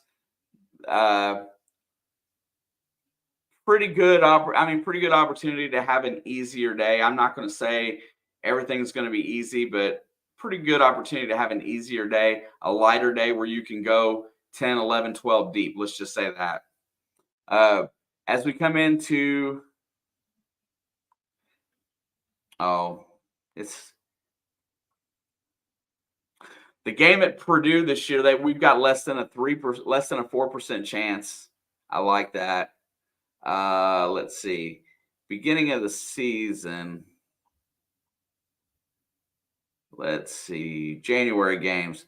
On January 3rd, we go to Nebraska. Honestly, I think if we can go to Nebraska and steal a win right then and there, that's really going to set our tone, because after that, we have Ohio State on the 6th and then Minnesota on the 12th and Rutgers on the 9th. We can go 3-1 in those games. I think we can do that.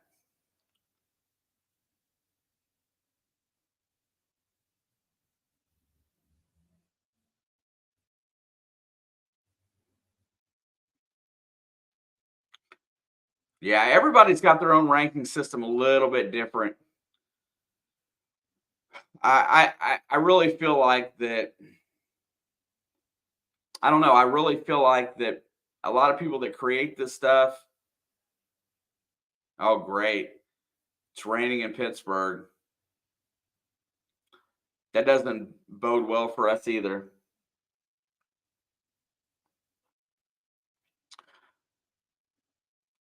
Well, if we lose today, it's really bleak for playoffs, but I want to see if we respond. I want to see if they come up with something to stop this Pittsburgh team.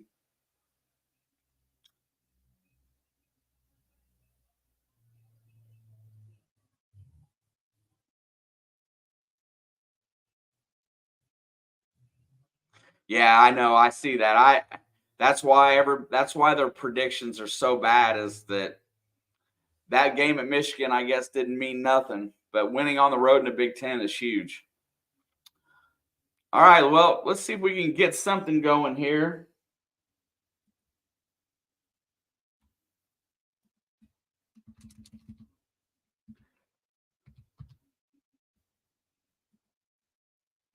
There's the snap. Rudolph's back to pass. He checks it down to Warren, who's got a lane. He cuts it back across and gets about 5 yards on first down.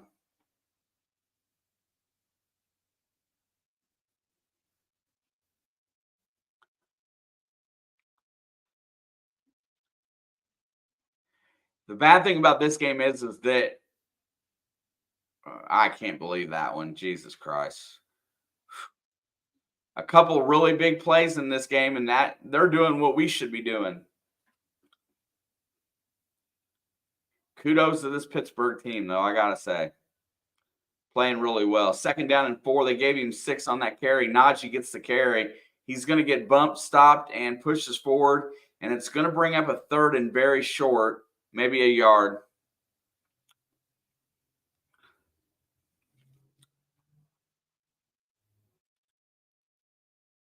Here comes the rain. And this is bare, and like Stranger just said, it's not conducive to a big comeback. You got to stack the line and make them beat you over the top. You've got to put pressure on this quarterback. You got to get in that backfield right now. No, Nebraska plays a really good brand of basketball. First down by Najee. Nebraska's got a Oriental kid that plays really good. I like their brand of basketball.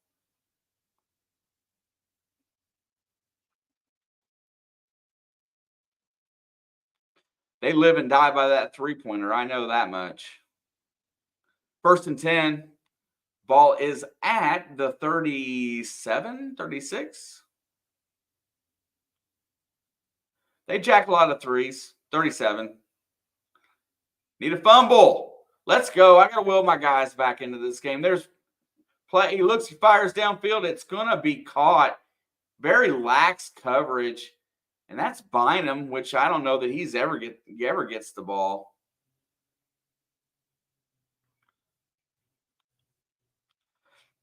Pittsburgh is going to they're going to play the short game. They're going to run the ball and they're going to melt clock this whole half. That's all they're trying to do.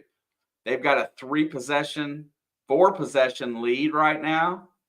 Actually 3 if you call it 8 points every time, but second down and 4. Here comes the running play. As they stack the line.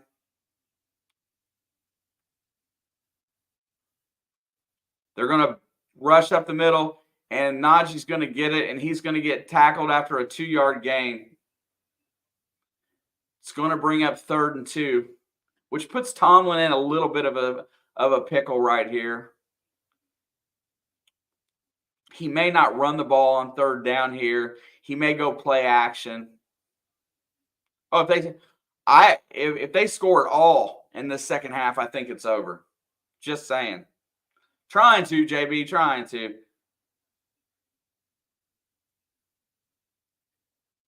Here we go. They need to do something.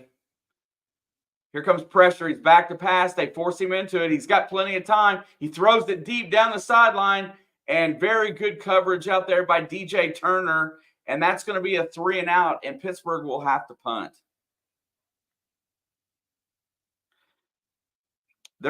They've got to put up zeros. It's got to be 3 and outs. There is no other way around it right now. There's the punt. He gets it away clean.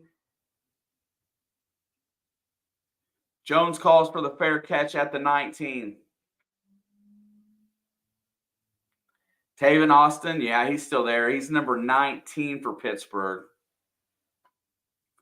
I don't know about Stone Cold Steve Austin. He's somewhere in Texas, I'd assume.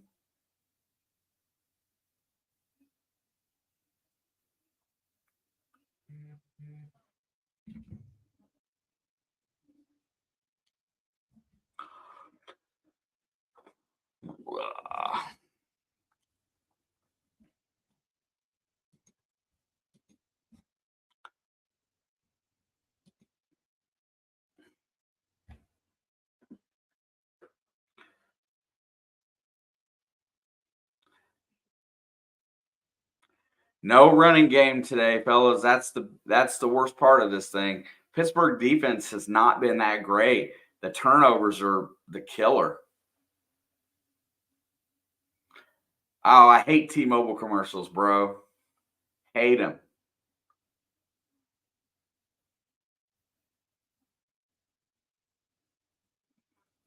Bad thing is I got to get him go to work in the morning.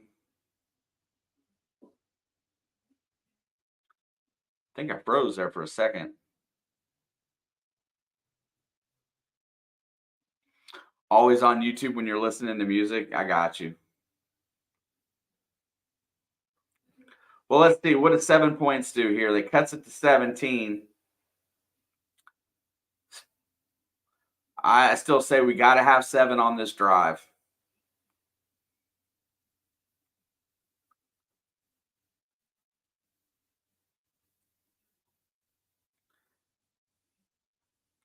Such bad coaching decisions in the first half and horrible decision making on some throws.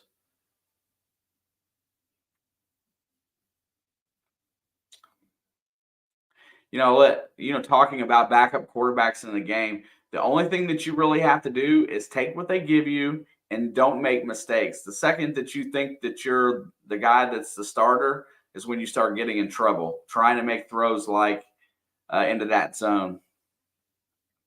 James Madison, Kirk Cincinnati's old team is getting run over by Air Force. Yeah. Steelers defense is trying to use the crowd here to get behind them.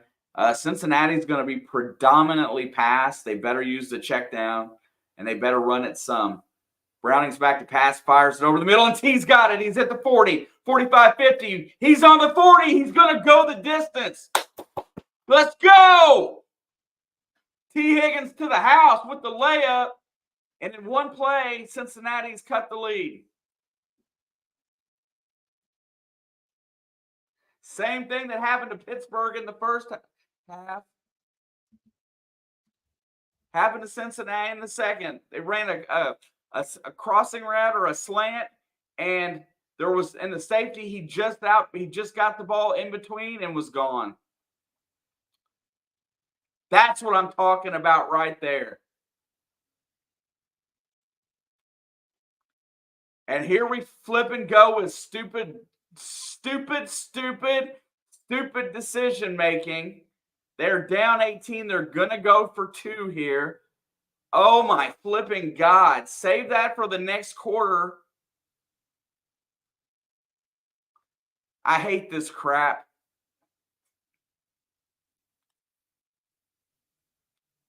Here we go.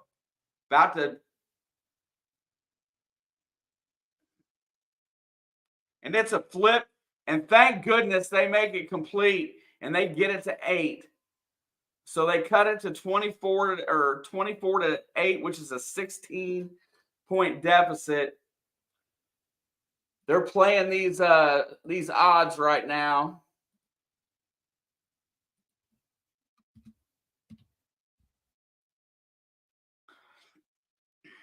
But at least Browning had the wherewithal to get out of the pocket and give it a chance to make a play. Yeah, I know. But I still don't like the call.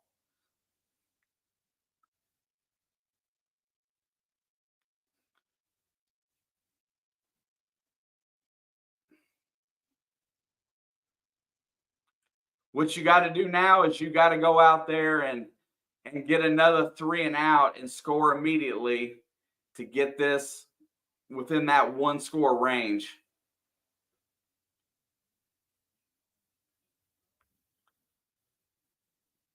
Yeah, no problem, Snowman. Definitely everybody stop. The link is pinned up at the top in blue. Please check out Snowman's GoFundMe.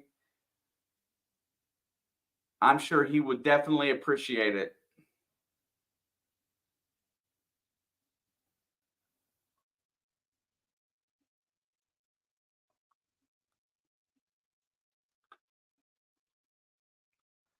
It's all about playing defense, though. You need a turnover. You need something to change the flow of this game right here. a turnover would definitely help. But giving up 24 points in the first half is not conducive to winning a game. Now you've got to make something happen. You can't just expect to have a normal flow and get back in this. And Rudolph flips it up to Washington, whom I like, by the way, and he's going to get 7 yards on first down. Me too. I wanted him this year in the draft in a bad way. I love his size. He doesn't get much playing time at Pittsburgh, as much as I think that he should, but he's a good tight end. You'll see him next year, guarantee it. You'll see his name a lot more. 2nd down and 2. They're going to load the box up a little bit here. They're going to hand it off to Warren. Warren's going to push. He's going to try to get outside, and he's going to be stopped a yard short of the first down, make it 1.5 yards. I'll take that. I'll take a tie, JB. Give me that tie. If you give me a tie right now, I'll shut it down. He is a great blocker. He's got pretty good hands, and he's got great size. Now you play press man, you load up the box, and you make him beat you. Yes, sir. They only got one safety deep. There comes the pressure. He flips it out deep to Pickens, and oh my God, isn't that OPI?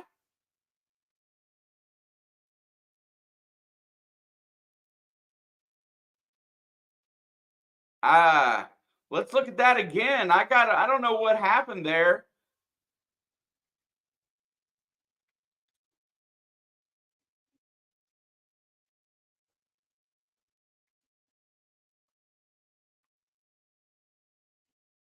Nope, that's pretty good play. Hand fighting is allowed.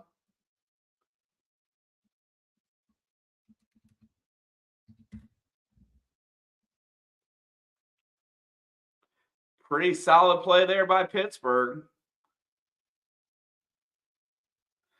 Here's what happened. They did exactly what I said, and they got burned on it.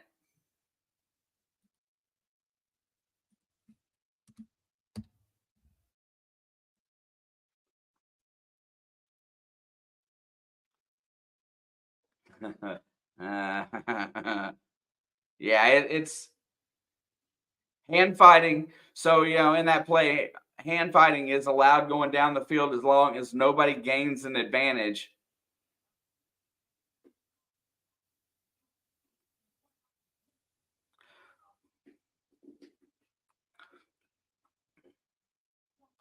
Dave, enjoy that Chinese food. I wish I was going to get some.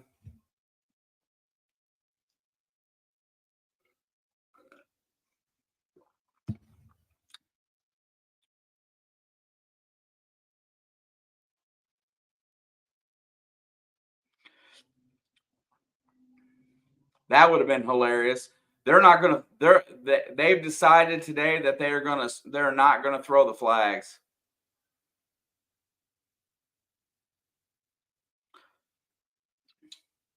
Rudolph's arm looks to be pretty good to me.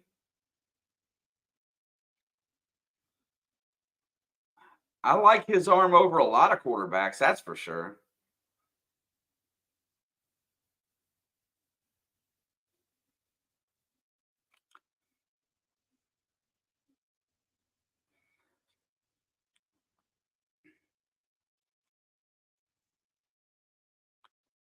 Our defense has just been pretty horrible. No way. That is not true at all.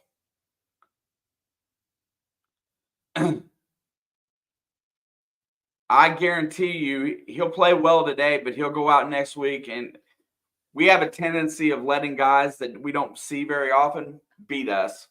And then they go out the next week and they struggle.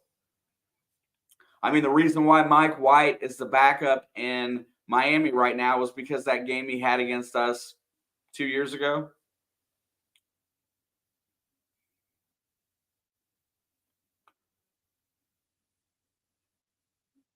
Our defense is, yeah. That was a ballsy play call there, honestly, by Pittsburgh. You got to give him that.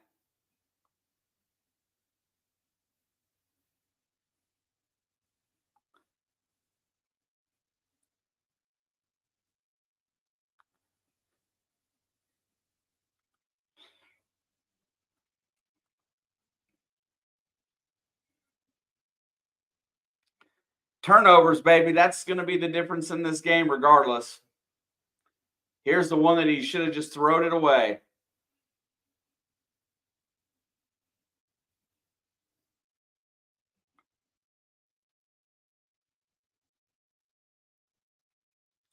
All right, 1st and 10.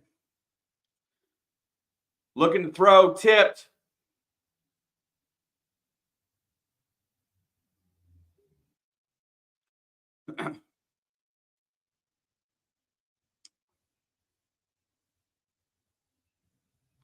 Yes, sir. See you, Creek. What's up, John?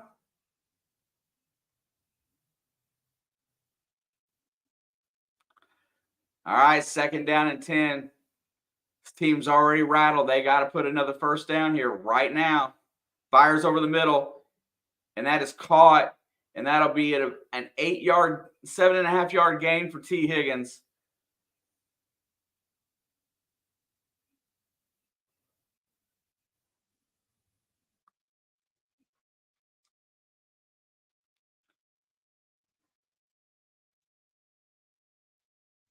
No, I mean, yes, I guess. I don't think 9-7 gets you in the playoffs. To be honest, we'll have to look at it later. 3rd down and 2, big play. You cannot let them right back on the field. Back to pass. Here comes pressure. Fires it over the middle, and that's caught by T again. And T. Higgins is going out here today. He's going to do everything he can to keep them in this game. But we still got to have 2 more scores this quarter. You have to have a turnover at some point. You can't be down this far without it.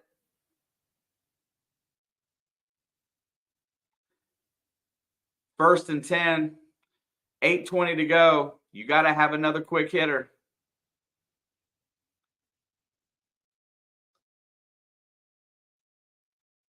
So there's a snap. He's back to throw. Fires. It's caught. There's a flag on the field. I don't know what the penalty is, but Drew Sample is going to get 15 yards and go out of bounds. I'm guessing it might be offsides.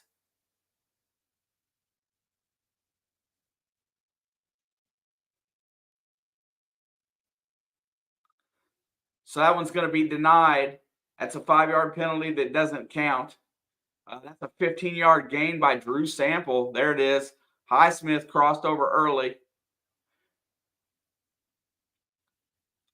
It was almost like he tried to make Sample drop the ball on the throw on the penalty flag. He threw it right at him.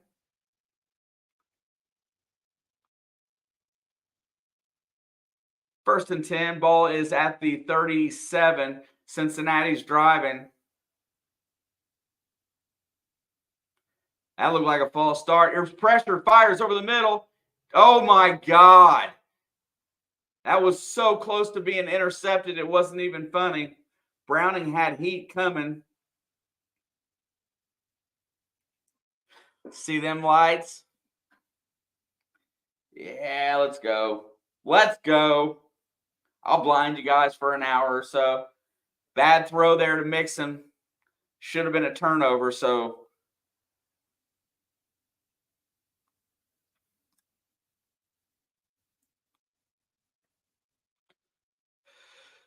Second down and 10.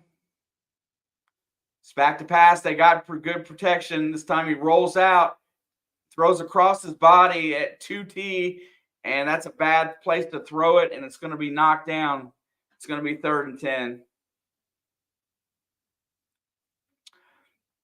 You know what will solve that, Crafty? A quarterback draw. Him getting out running will solve that. Right now, they're packing that zone in that 10 to 15-yard range, and that's right where he wants to throw the ball. If he starts running the ball, he'll force them to do something different because they'll have to put somebody on him. But right now, they can rush 4 and not worry about him. 3rd and 10. They're only rushing 3. Looking downfield, he has time, checks it down, and that is going to be caught.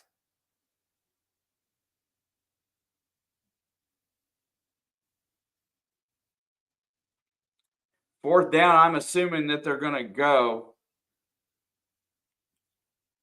Oh, for sure. Plenty of yards. I kick it here. I'm sorry. 31-11 is a 20-point game. These flipping analytics are horrible. Back to pass. There's pressure. Fires it down the sideline. Overthrows it out of bounds. What? Oh.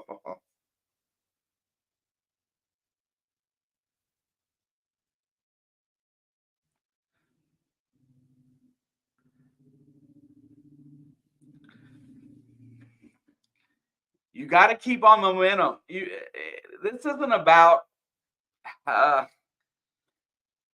This is about keeping some kind of momentum, and if you have to take 3 points in a situation like that, you take it.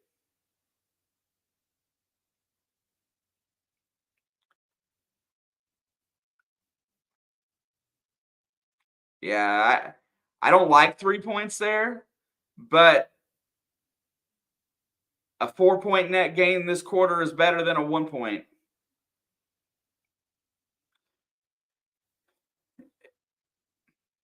Stranger, I'll tell you exactly what it is. Maybe they believe that Browning is more of an asset than what he really is, and this is play calling if he was that type of asset.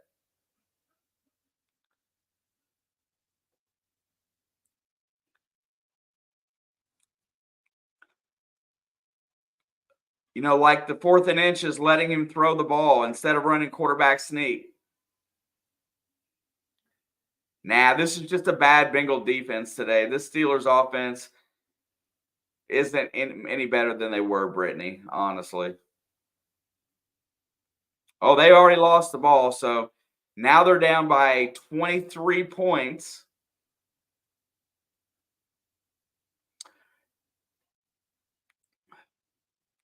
And his stat line today is going to be somewhere going to be around 350 yards because Pittsburgh is going to play prevent. Mason Rudolph, most of his come on two big plays to Pickens. Other than that, he's just doing a good job of managing the game.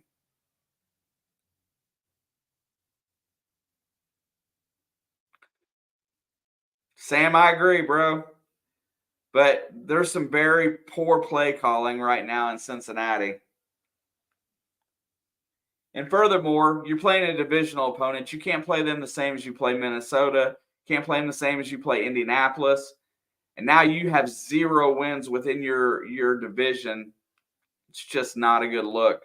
This was probably the nail in the coffin for the playoffs, I will say.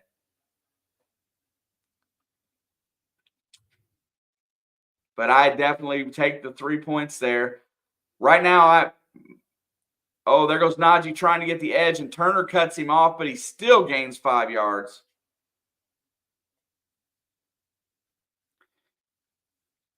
Yeah, but JB, at this point in the game, I take that as momentum. They score, you just keep scoring points because if you don't get them, then you're in this situation. Do you just quit?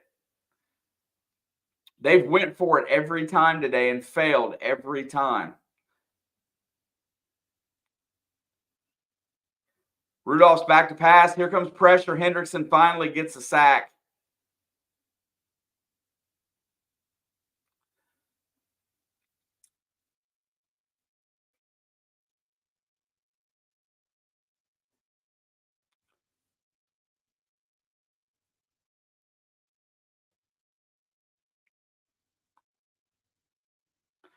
And see, Rudolph just rolled into the left. He was expecting protection there, and it wasn't. They may give Hubbard half a sack on that or Tupou.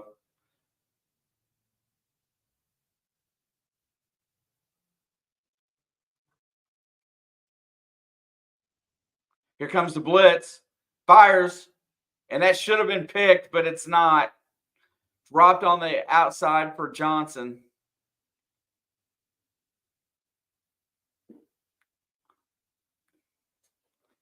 Now watch. So here we go. We'll just keep my scenario in mind here. They take the 3 there, and then they get the ball back and they score a touchdown before the end of the quarter. And whether they get 8 or whatever they score, say 6. Just say they get 6 and don't get the 2-point. Then they're down 2 scores in the fourth quarter.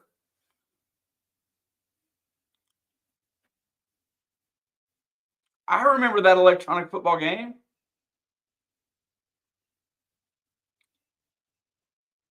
Tecmo Bowl. Dude, that's what we should be playing, some Tecmo Bowl. I think it's the second, stranger. At this point, we still need, oh my gosh, a lot.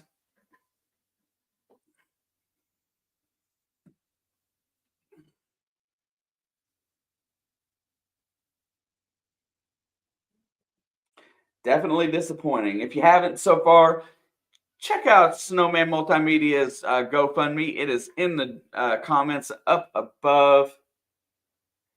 See what's going on there.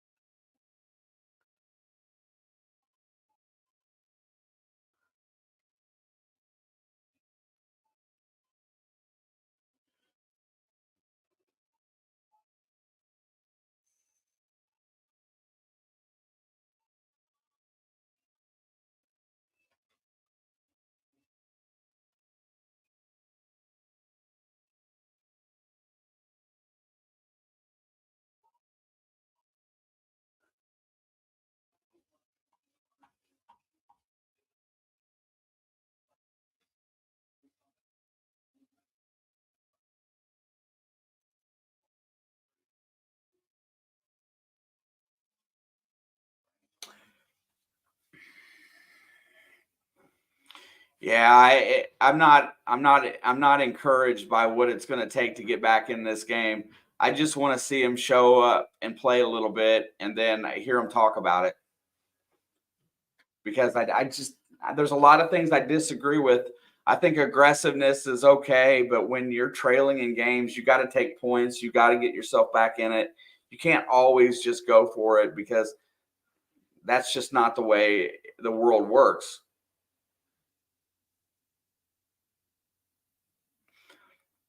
Cincinnati goes down to a 20% chance to make the playoffs if they lose today. There's the handoff. There goes Mixon. He's got the edge. He's going to get a first down and then some. Steps out of bounds. They have got to score again. They have to score a touchdown before the end of this quarter for sure, because they can just milk the clock away if they don't. They have got to go downfield, and they need a turnover. 2, preferably. All right, ball's at the 45. First down and 10. Here comes that. They're going to throw the screen out to Boyd, and it's going to be a 4-yard gain. Once again, not a play that's very helpful right now. Yeah, if anybody goes to 8 losses, 9 and 8's not going to make the playoffs. You need a lot of help at that point.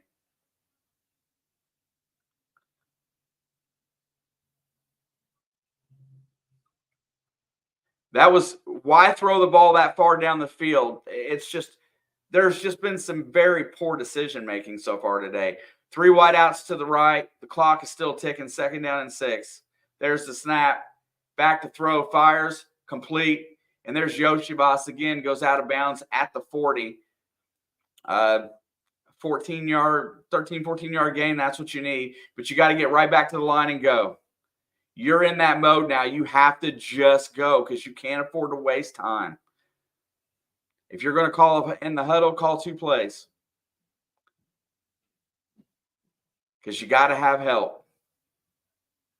Tomlin just loving it right now that they're letting everybody catch their breath. They're running the play clock down. Poor clock management. There's the snap. Back to throw. Rolls out. And throws it to the sideline to Boyd, who makes the catch. He's going to get about 5 yards on the play, but there was nothing else there.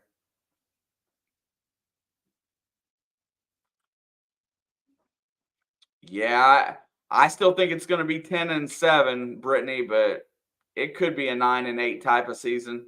I guess I got to hope for that, honestly.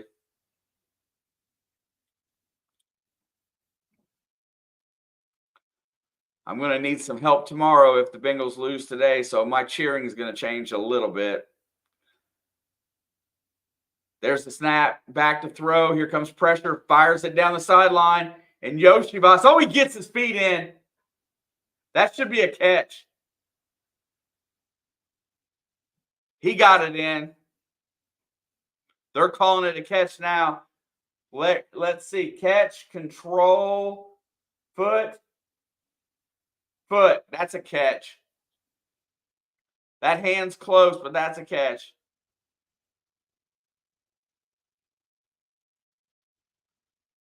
They get up to the line of scrimmage, but they don't rush it. And now they challenge it. So that challenge flag is not whether or not it's a catch. That challenge flag is to break momentum. He may win it. Catch. It's going to be close.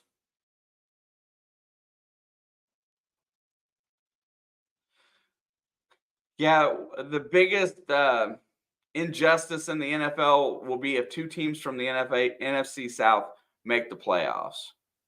Right now, Tampa Bay looks like they should be in. New Orleans doesn't deserve it. Atlanta doesn't have a quarterback.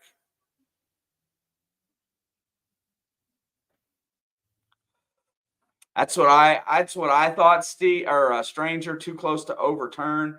It's very close. It looks very simultaneous. Usually in that instance, they go with the call on the field. So far today, that's held true.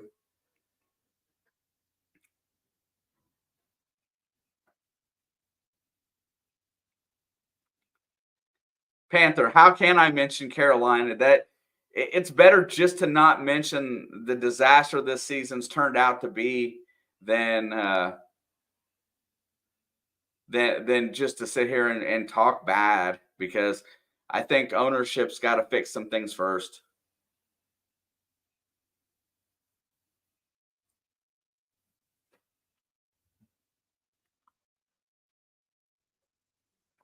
No, you know what? Watch this. I'll go back to Steve's comment. They'll probably take this one back. They'll probably overturn it just because.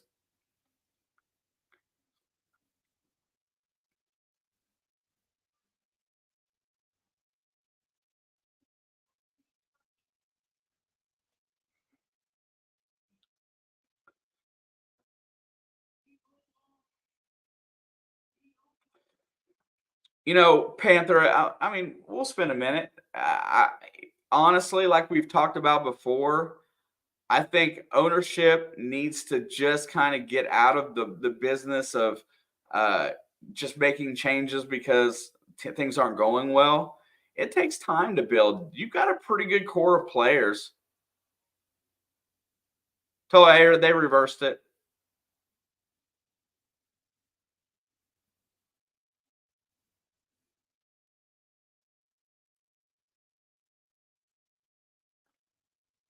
That's awful close. They did overturn it, though.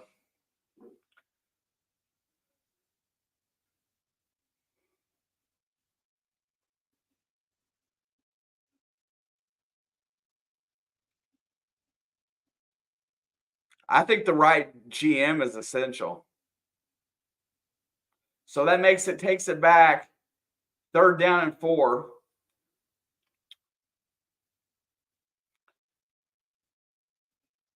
Browning rolls out, flips it up to Sample. We're going to have some kind of penalty on this play. Yeah, there's a flag.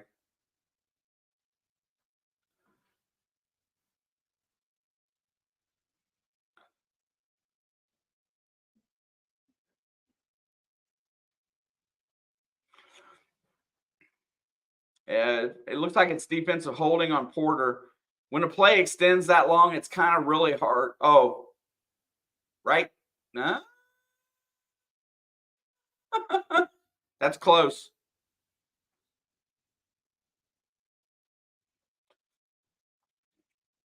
No matter, 1st and 10. Browning's back, checks it down to Brown, who's going to be taken out. And the clock's going to continue to run.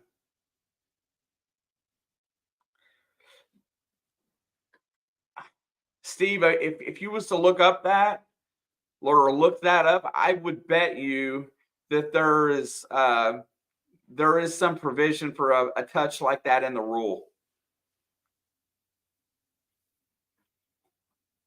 I bet you that there is. I bet you there's something about that. Back to pass, looking down the field, fires it over the middle, and that's dropped by Yoshibas. It's going to bring up 3rd down and 8.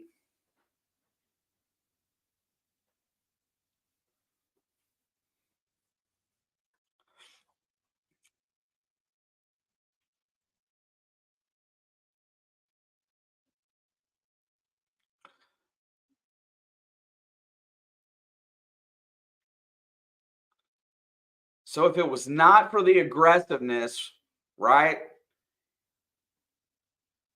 If not for the aggressiveness of the play calling, the way that they've been this whole game, Browning fires, and that's a catch by T. Higgins going out of bounds.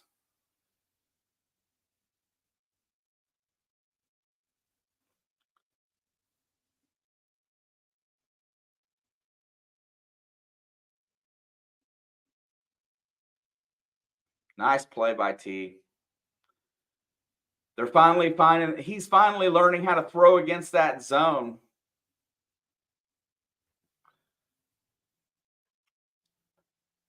I'm just saying that extra 3 points a little bit ago would have been huge right now. There goes Mixon. He's on 1st down. He's going to get about 2 yards.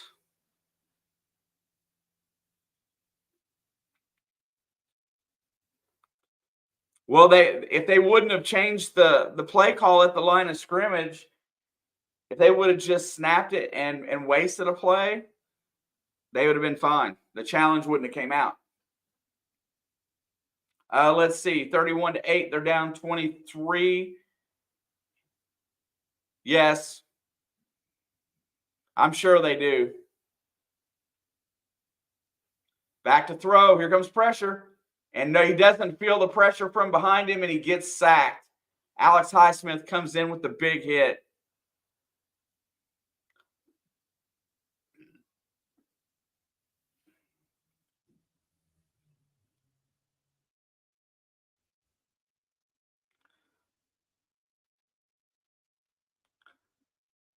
Like I said, they have to score before the 3rd quarter comes to an end. So, and here comes the last play.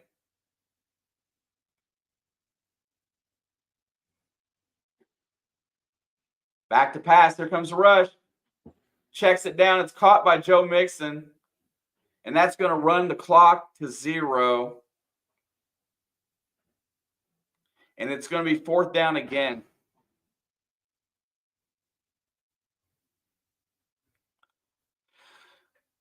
This will be the first 300-yard passer against Pittsburgh in the last 22 games, I think.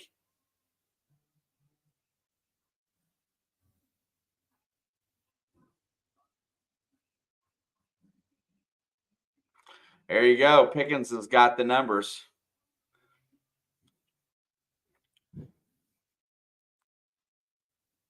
And as explosive as he is, I hate to say that, but he's a garbage teammate. Him and Deontay Johnson both literally suck.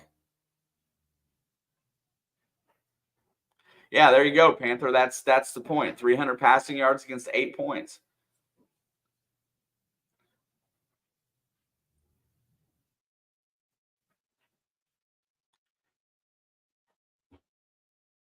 My phone just keeps going off with stupid notifications. I can't wait to start reading this crap tonight.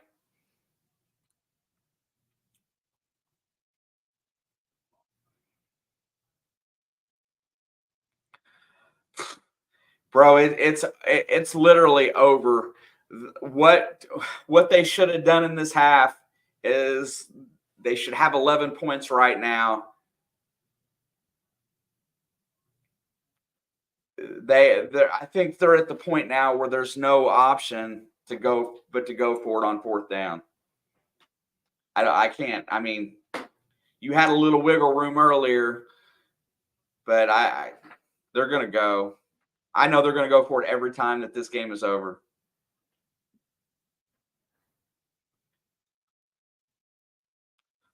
And I couldn't will no good vibes today.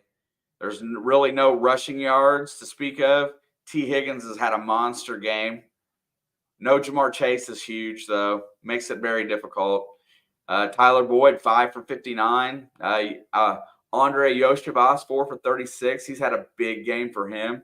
These numbers should be conducive.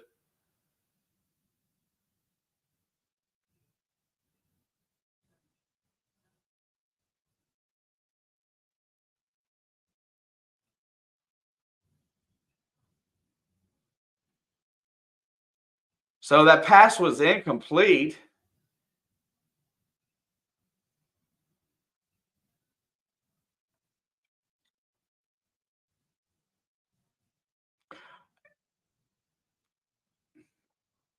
I can give you an instance where they should have it, bare minimum. Oh, now he kicks the fucking field goal. I hate this coach. I hate Zach Taylor. I'm just gonna say it. I don't like him. Now he kicks it.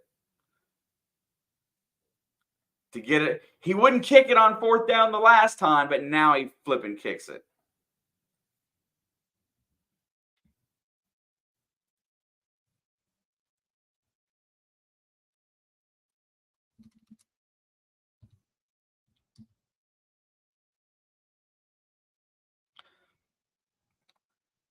So now his strategy, he's changed his mind mid-thought because he knows he's cost his team a ton of flipping points.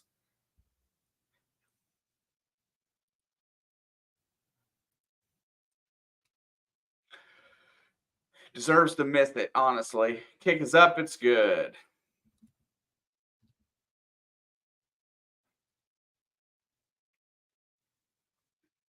Down 20 points. So they still need 3 touchdowns to win, but that's what they're thinking about. Now they're thinking they need 3 scores. So that means they've got to get a turnover, a quick score.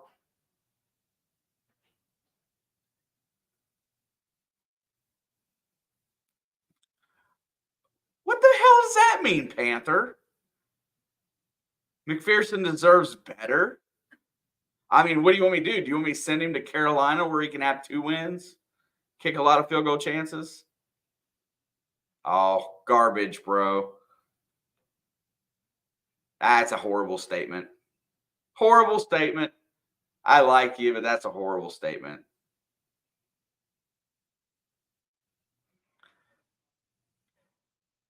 We will drop to, well, what do I mean? What the hell does that mean?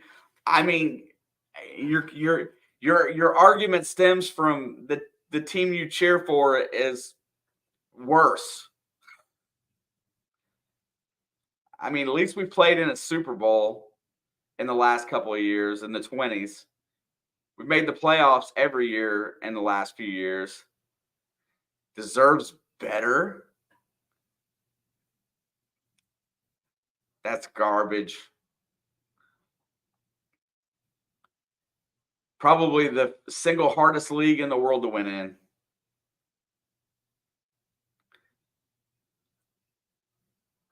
Okay, what the fuck? I mean,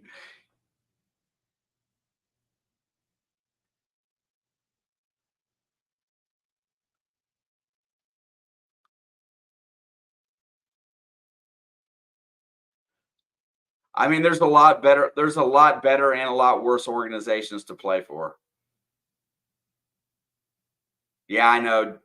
That's my point. Now they go for 3. All right, they got to have a turnover really quick. 3 and out or a turnover. There's no options. There's the pitch to Warren, and he's going to get stopped immediately. Gain of 1. I agree, Panther.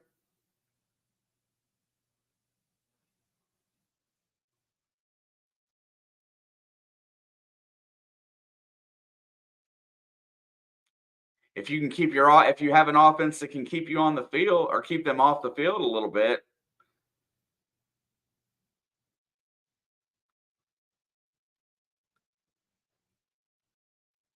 I will see. There's another handoff. Tomlin is not going to give them the option. Watch this. Tomlin is not going to give them the option to turn the ball over at all. I never say die. I've said here, I'm working it in my brain right now. I've seen games in the NFL. I've seen 14 points in the last 2 minutes of a game. And Tennessee beat Miami that way. Actually, the last 5 minutes, but really close.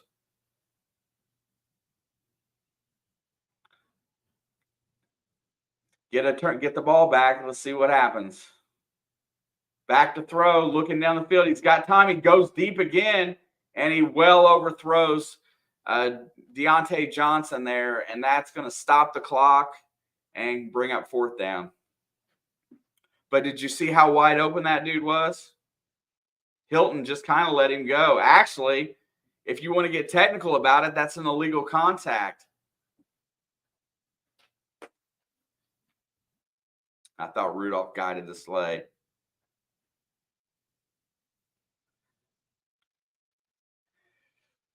These coaches are all hung up on this analytics.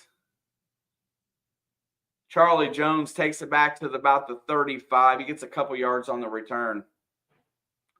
These coaches are all hung up on these analytics that say you should go, you should go, you should go. And it's taking instinct out of the game.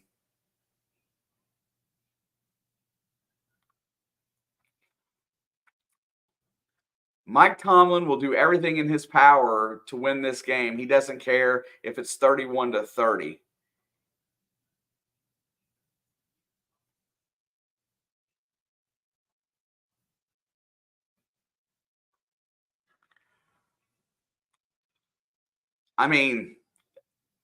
I can't say you're right or you're wrong. I don't particularly like Zach Taylor. But since he's been there, along with Joe Burrow, the way they've handled things have been better. I just don't like his play calling. I think the reason why they won before was a lot on Burrow's arm and just willing them to win.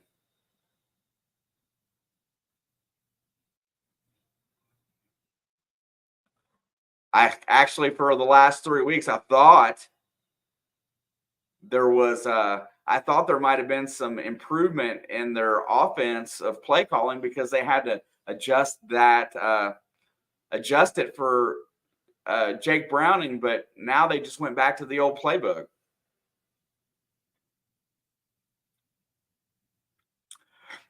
Yeah, see, I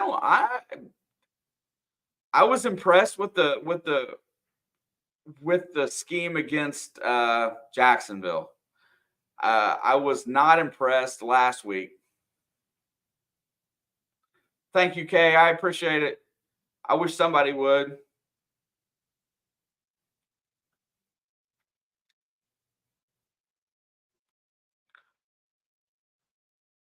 So at least the way I see it now, it won't be 2-point conversion attempts every time.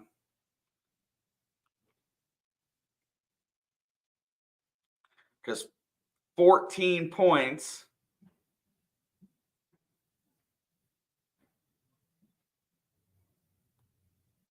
Yeah, they have to score fast. They've got to get something. They can't check it down. We are doing, I think both of us are, but I don't think she has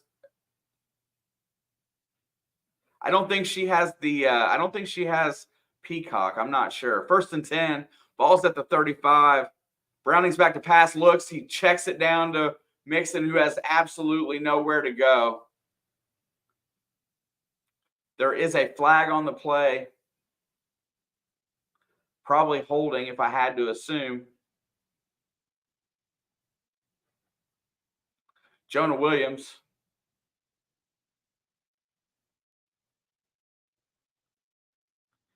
And you obviously know that you've got to hold on to TJ Watt at times.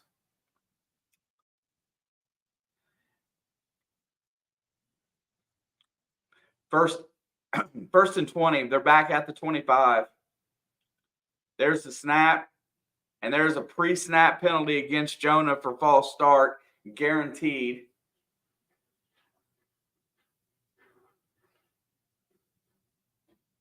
Yep. He is so worried about TJ Watt that he is just giving up the ghost.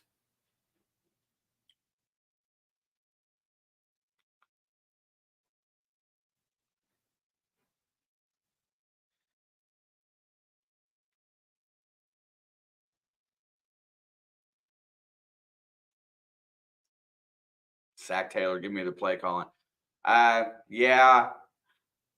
No.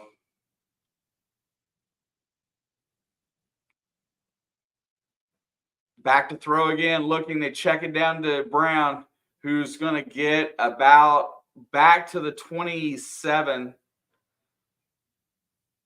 Yeah, great start to this drive. A hold and a pre-snap penalty.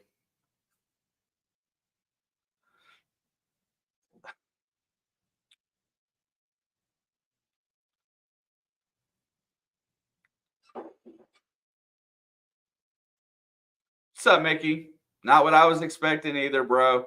But I'm trying to hang in here without blowing a gasket. 2nd 19, back to pass.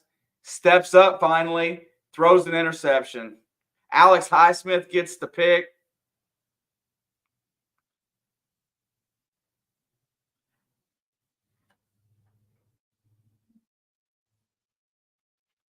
And that was just a bad throw. Watch this. Look what he should have done here, though. They're going to show the play again. Ready? Run the ball. You threw it into the double coverage, and you had a wide open field in front of you. Actually, you threw it into triple coverage because Killebrew was coming across. It's just bad. It was a poor decision.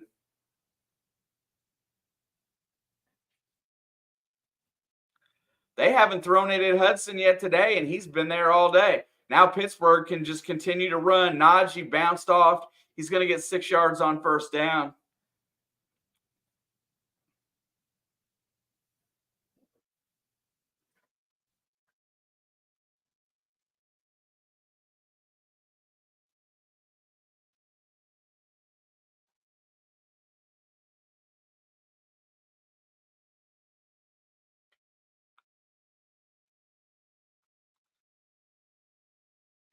Pittsburgh played a balanced game today. They got 368 yards of offense, 95 rushing. That's pretty solid. There goes Najee for the 1st down. They're trying to strip him. Najee's just going to hold on to the ball, and that lets him burn about another 3 minutes and some change.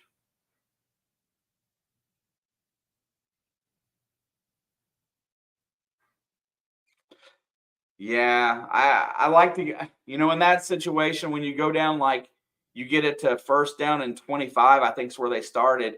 You just want to get it back to, 3rd and manageable, 3rd and less than 10 at that point. And he had 15 yards of open running space in front of him if he took off. And if you run the ball, it's a lot better. instead of trying to force it. It'll humble him. He'll be better next week for it, but it doesn't help us today. Hey, I appreciate it, Steve. We have fun in here. It gets a little animated at times, but that's how it is. Everybody's got different fan bases. We encourage everybody to be here. I know Alex and I will be in here for the next few days, so we'll be in here Sunday and Monday and later tonight.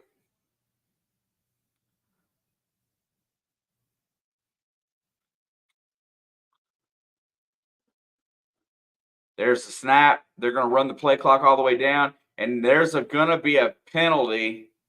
Not sure what that was as Najee tries to run.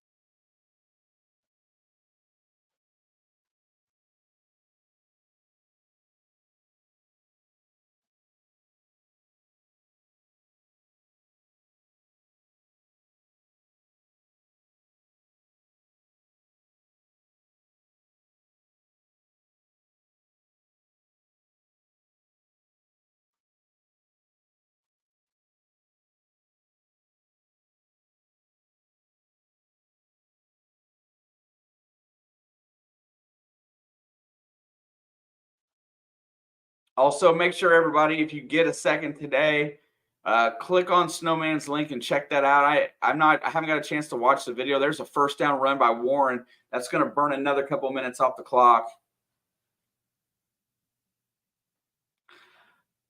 I mean, yes and no. There's a lot of really good players on this team, and there's some, and they scheme pretty well. But Mike Tomlin's just a better thinker, obviously, than what we got. Hey, we get to play next week, Mickey. It'll all be fun. My season's over. My quarterback's hurt. Yours is not. Get him to the finish line safe. That's what I care about. There goes Najee on first down. He's going to get about 2 or 3 yards. What a disaster. Yes, sir. It's a disaster, but I'm hanging out. JB, next Friday night, I think, against Kennesaw State. It's on Big Ten Plus.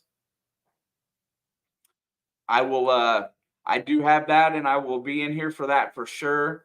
I know that we will be in here the next few days for football, both primetime games, Sunday and Monday. And then after that, it's kind of up in the air. We've been doing our picks via lives here lately just because of time. Our schedules are kind of jacked up. There's the pitch, and Najee's going to get – oh, my gosh, where was that momentum in the early part of the game? AFC is a wild card mess. And you know what? Nobody knows how these games are going to turn out this weekend. Right now, I'm effectively rooting for the Chargers tonight in a big-time way. And I am rooting for Cleveland for sure.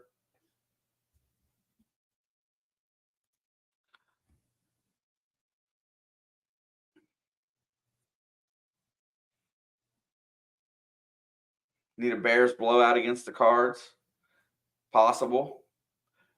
Back to fire. Let's it go. It's what a nice play to Robinson on the edge. Yeah, I know you do. That's okay. I think Buffalo's going to win the game. How's that?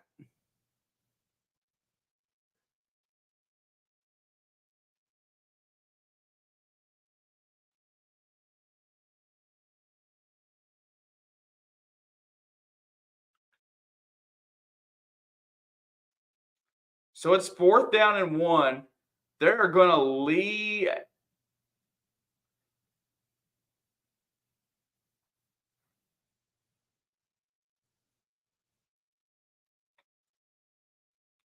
They're going to let the clock run all the way down to 7:18. They're going to kick their extra point or their field goal here.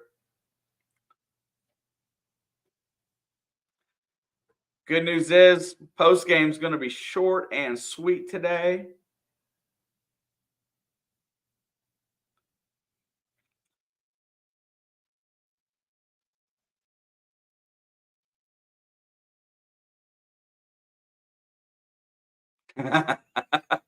Can't wait to talk smack to Panther tomorrow. Yeah. Hey, that's just the good part about it is that people are very passionate about fandom. People are very passionate about how they feel about their team, about their coaches. Most of the time, I like to be practical. I like to think that it's a tough job for everybody.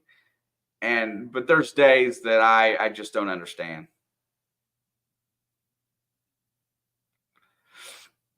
Boswell's going to come in for a field goal attempt here. I guess my last sliver of hope today is a blocked field goal return for a touchdown. That's my last sliver of hope.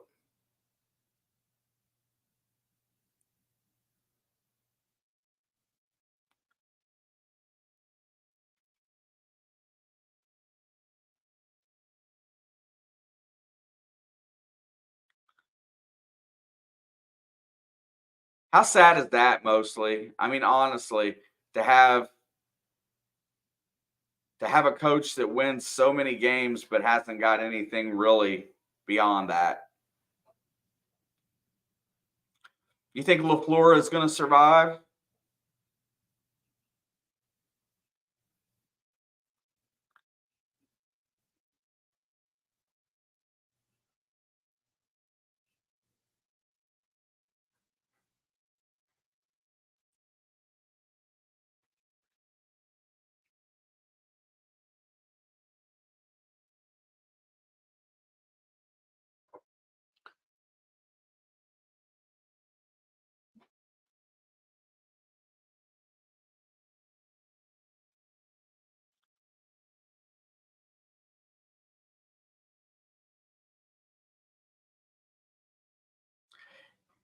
I mean, I didn't say this year, but I mean, let's just say if next year is similar, right? I mean, I don't think Green Bay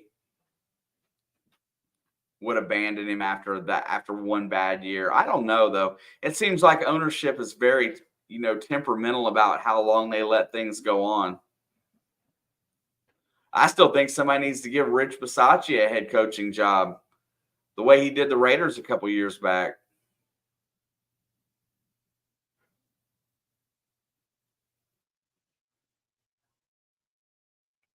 Steve Wilkes is where you watch. So what the teams that need head coaches right now, all of these teams are going to hire offensive minded people unless Belichick goes to the Chargers.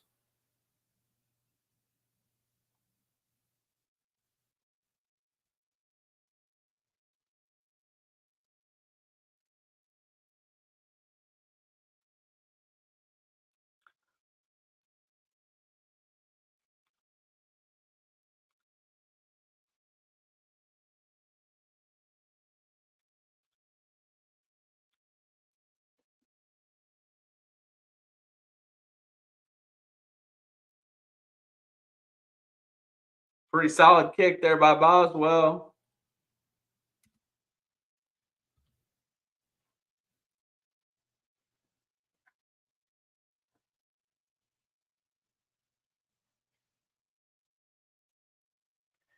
True. That makes the Packers a little different, don't they? So,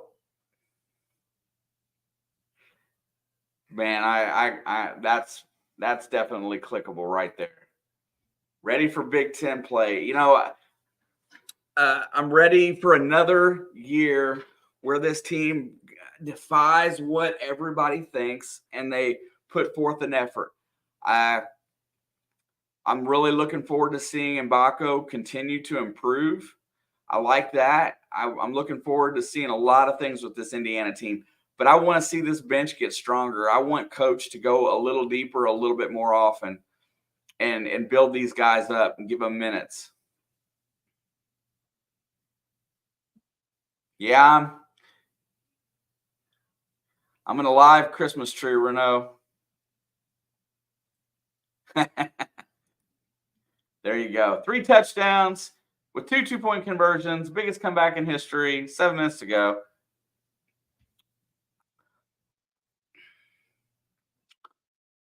Kudos, hats off to Pittsburgh. They got the season sweep.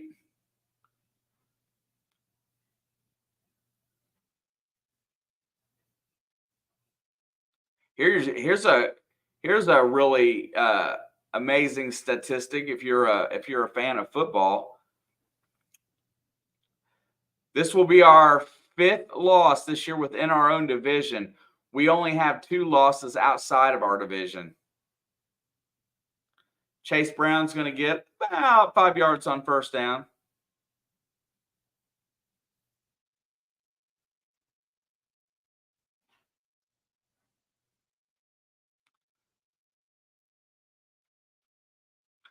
And clock is going to continue to tick.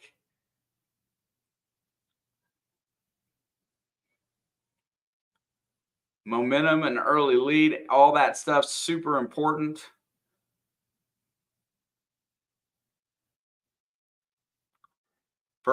Second down and 5. There goes Browning, and he's just going to slide down.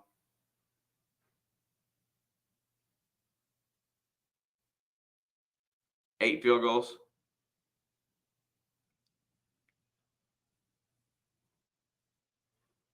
Throw the flipping ball. You can't hurt nothing at this point. Throw it down the field. God. Let me die in peace here. Try something.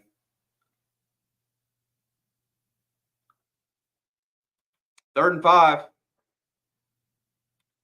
It's back to pass. 3-man rush. Fires over the middle. And that's caught by Trenton Irwin, who'll get across into Pittsburgh territory. Let's go. Come on, hurry up. Jesus, save some face.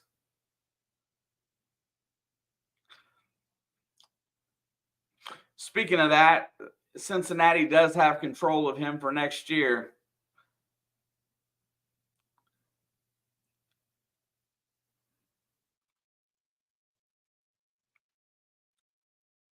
Unless they don't want to offer him a contract.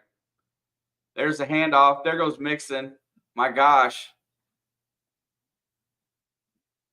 9 yards on first down.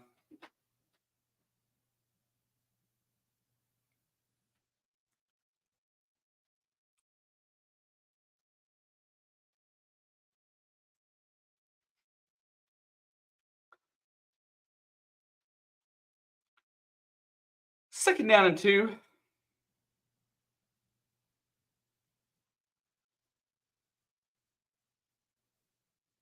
There's the handoff.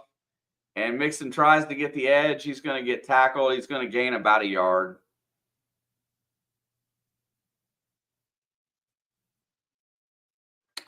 I don't think so.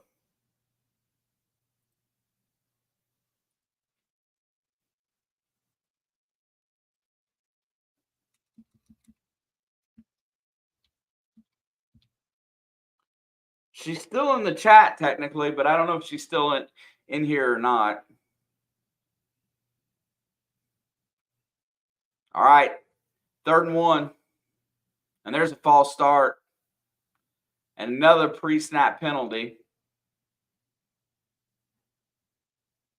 Kick the field goal now.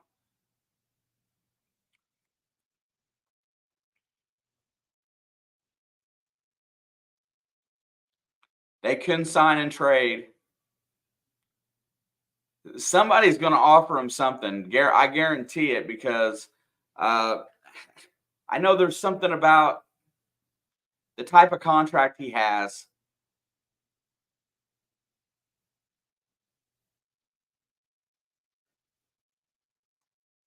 An ERFA. I'd have to go get it again. Browning's going to get smoked.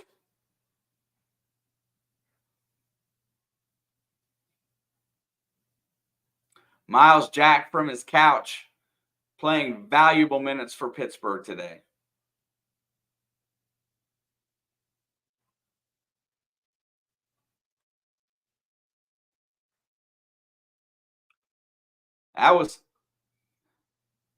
Watch this. Do you see that? And I know that it's easy to complain, but it was third down and like 6, right? Or whatever, maybe 10, who knows what. Everybody runs a 15 to an 18-yard route when you've had 0 time to throw the ball today. Nice punt. Yeah, an ERFA. It's exclusive rights free agent. Yes, that is correct.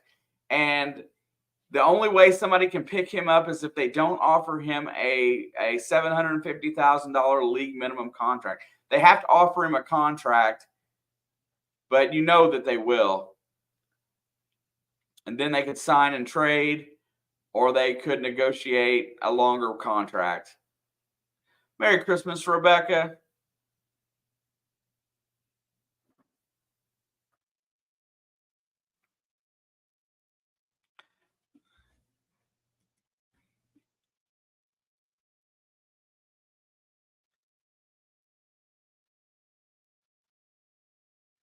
Thank you. Mostly, I don't tap out. I'll stick it out.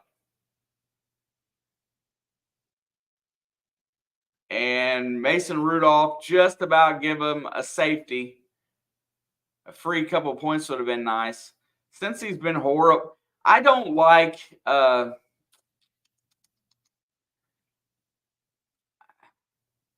don't like the analytics game a lot of the time. How's that? Let's just put it that way.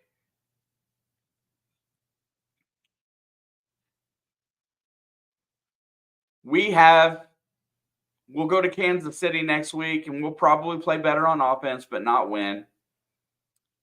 I hope we win, but I will probably play better and not. And then we'll have a chance to have a winning record at the end of the year, probably not make the playoffs. I'm guessing that's where it's going to go. I felt like if they won today, we were a lock to win one of the last 2 and get to 10. We've hit the 2-minute warning.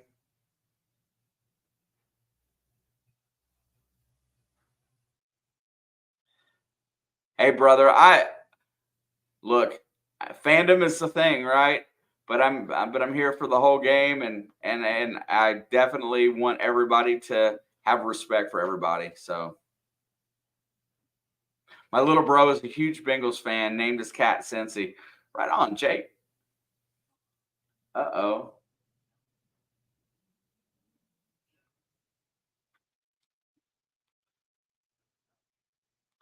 Two minutes to roll. So if anybody's been hanging out, if you look down into the description today, both myself and Alex's gaming channels are in there. We're playing a game right now called I'm on observation duty. The first game, I finally got through it.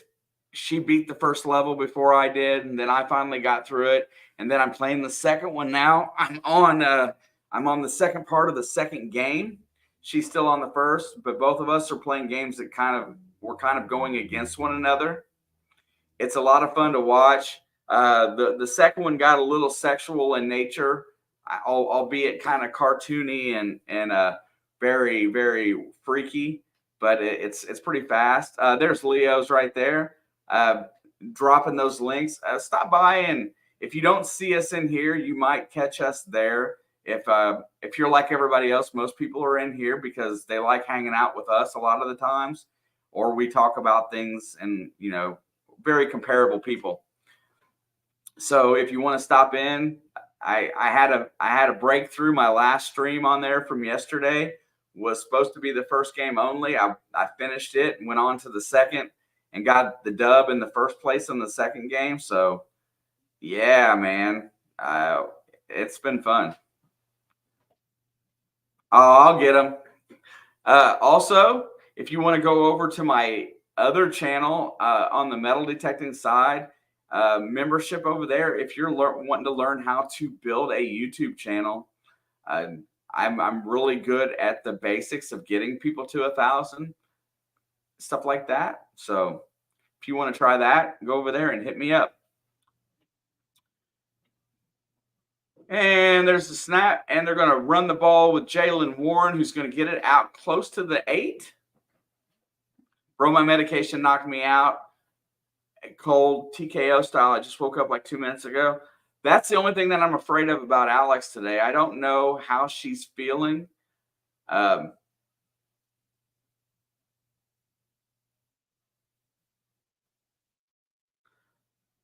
Mostly, I didn't even know that wasn't you had a channel. Bro, I will be glad to come over there here after the game. You're more than welcome to share your link. You are a moderator, my friend. And they're going to let the play clock run down to 0 with 1:16 to go. Jake, I'll see you, brother. See you guys at least next Friday for basketball, for those of you that are normally in here for the basketball.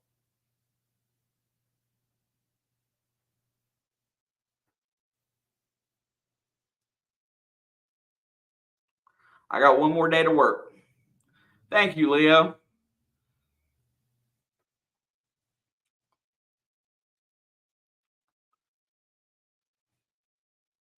I'll go back to doing a lot of that after football season. So, but yeah, absolutely. Thank you, Ian. There's a short punt, and that's going to be touchdown at the 48. I doubt that since he's going to try to score, but they should let A.J. McCarron come in and play the rest of this game.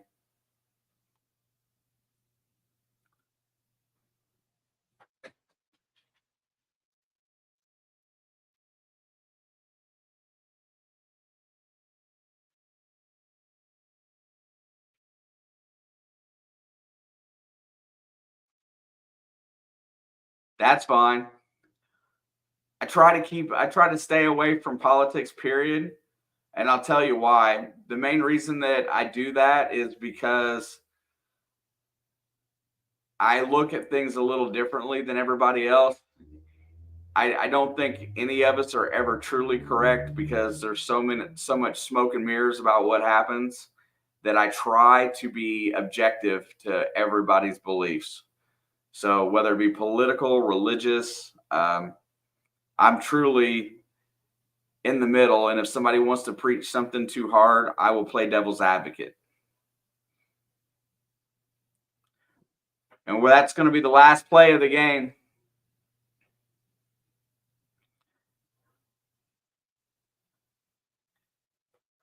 And that's fine. And I appreciate that too, by the way. And now they're throwing flags with 10 seconds to flip and go. They should pick it up, get it over with. And that's the ball game. Score is final.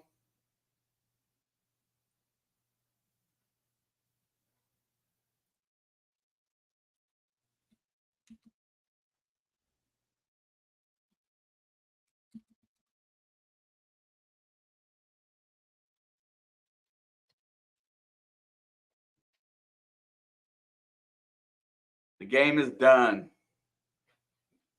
Battlehawks legend, A.J. McCarron. Yes, sir. Hey, you guys.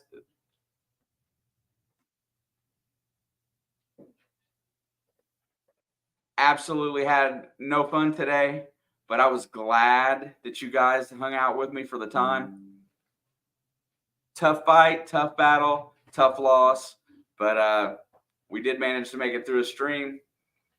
Everybody's kind of talking at the middle of the field. Kratz to Pittsburgh. You're still alive for a playoff spot.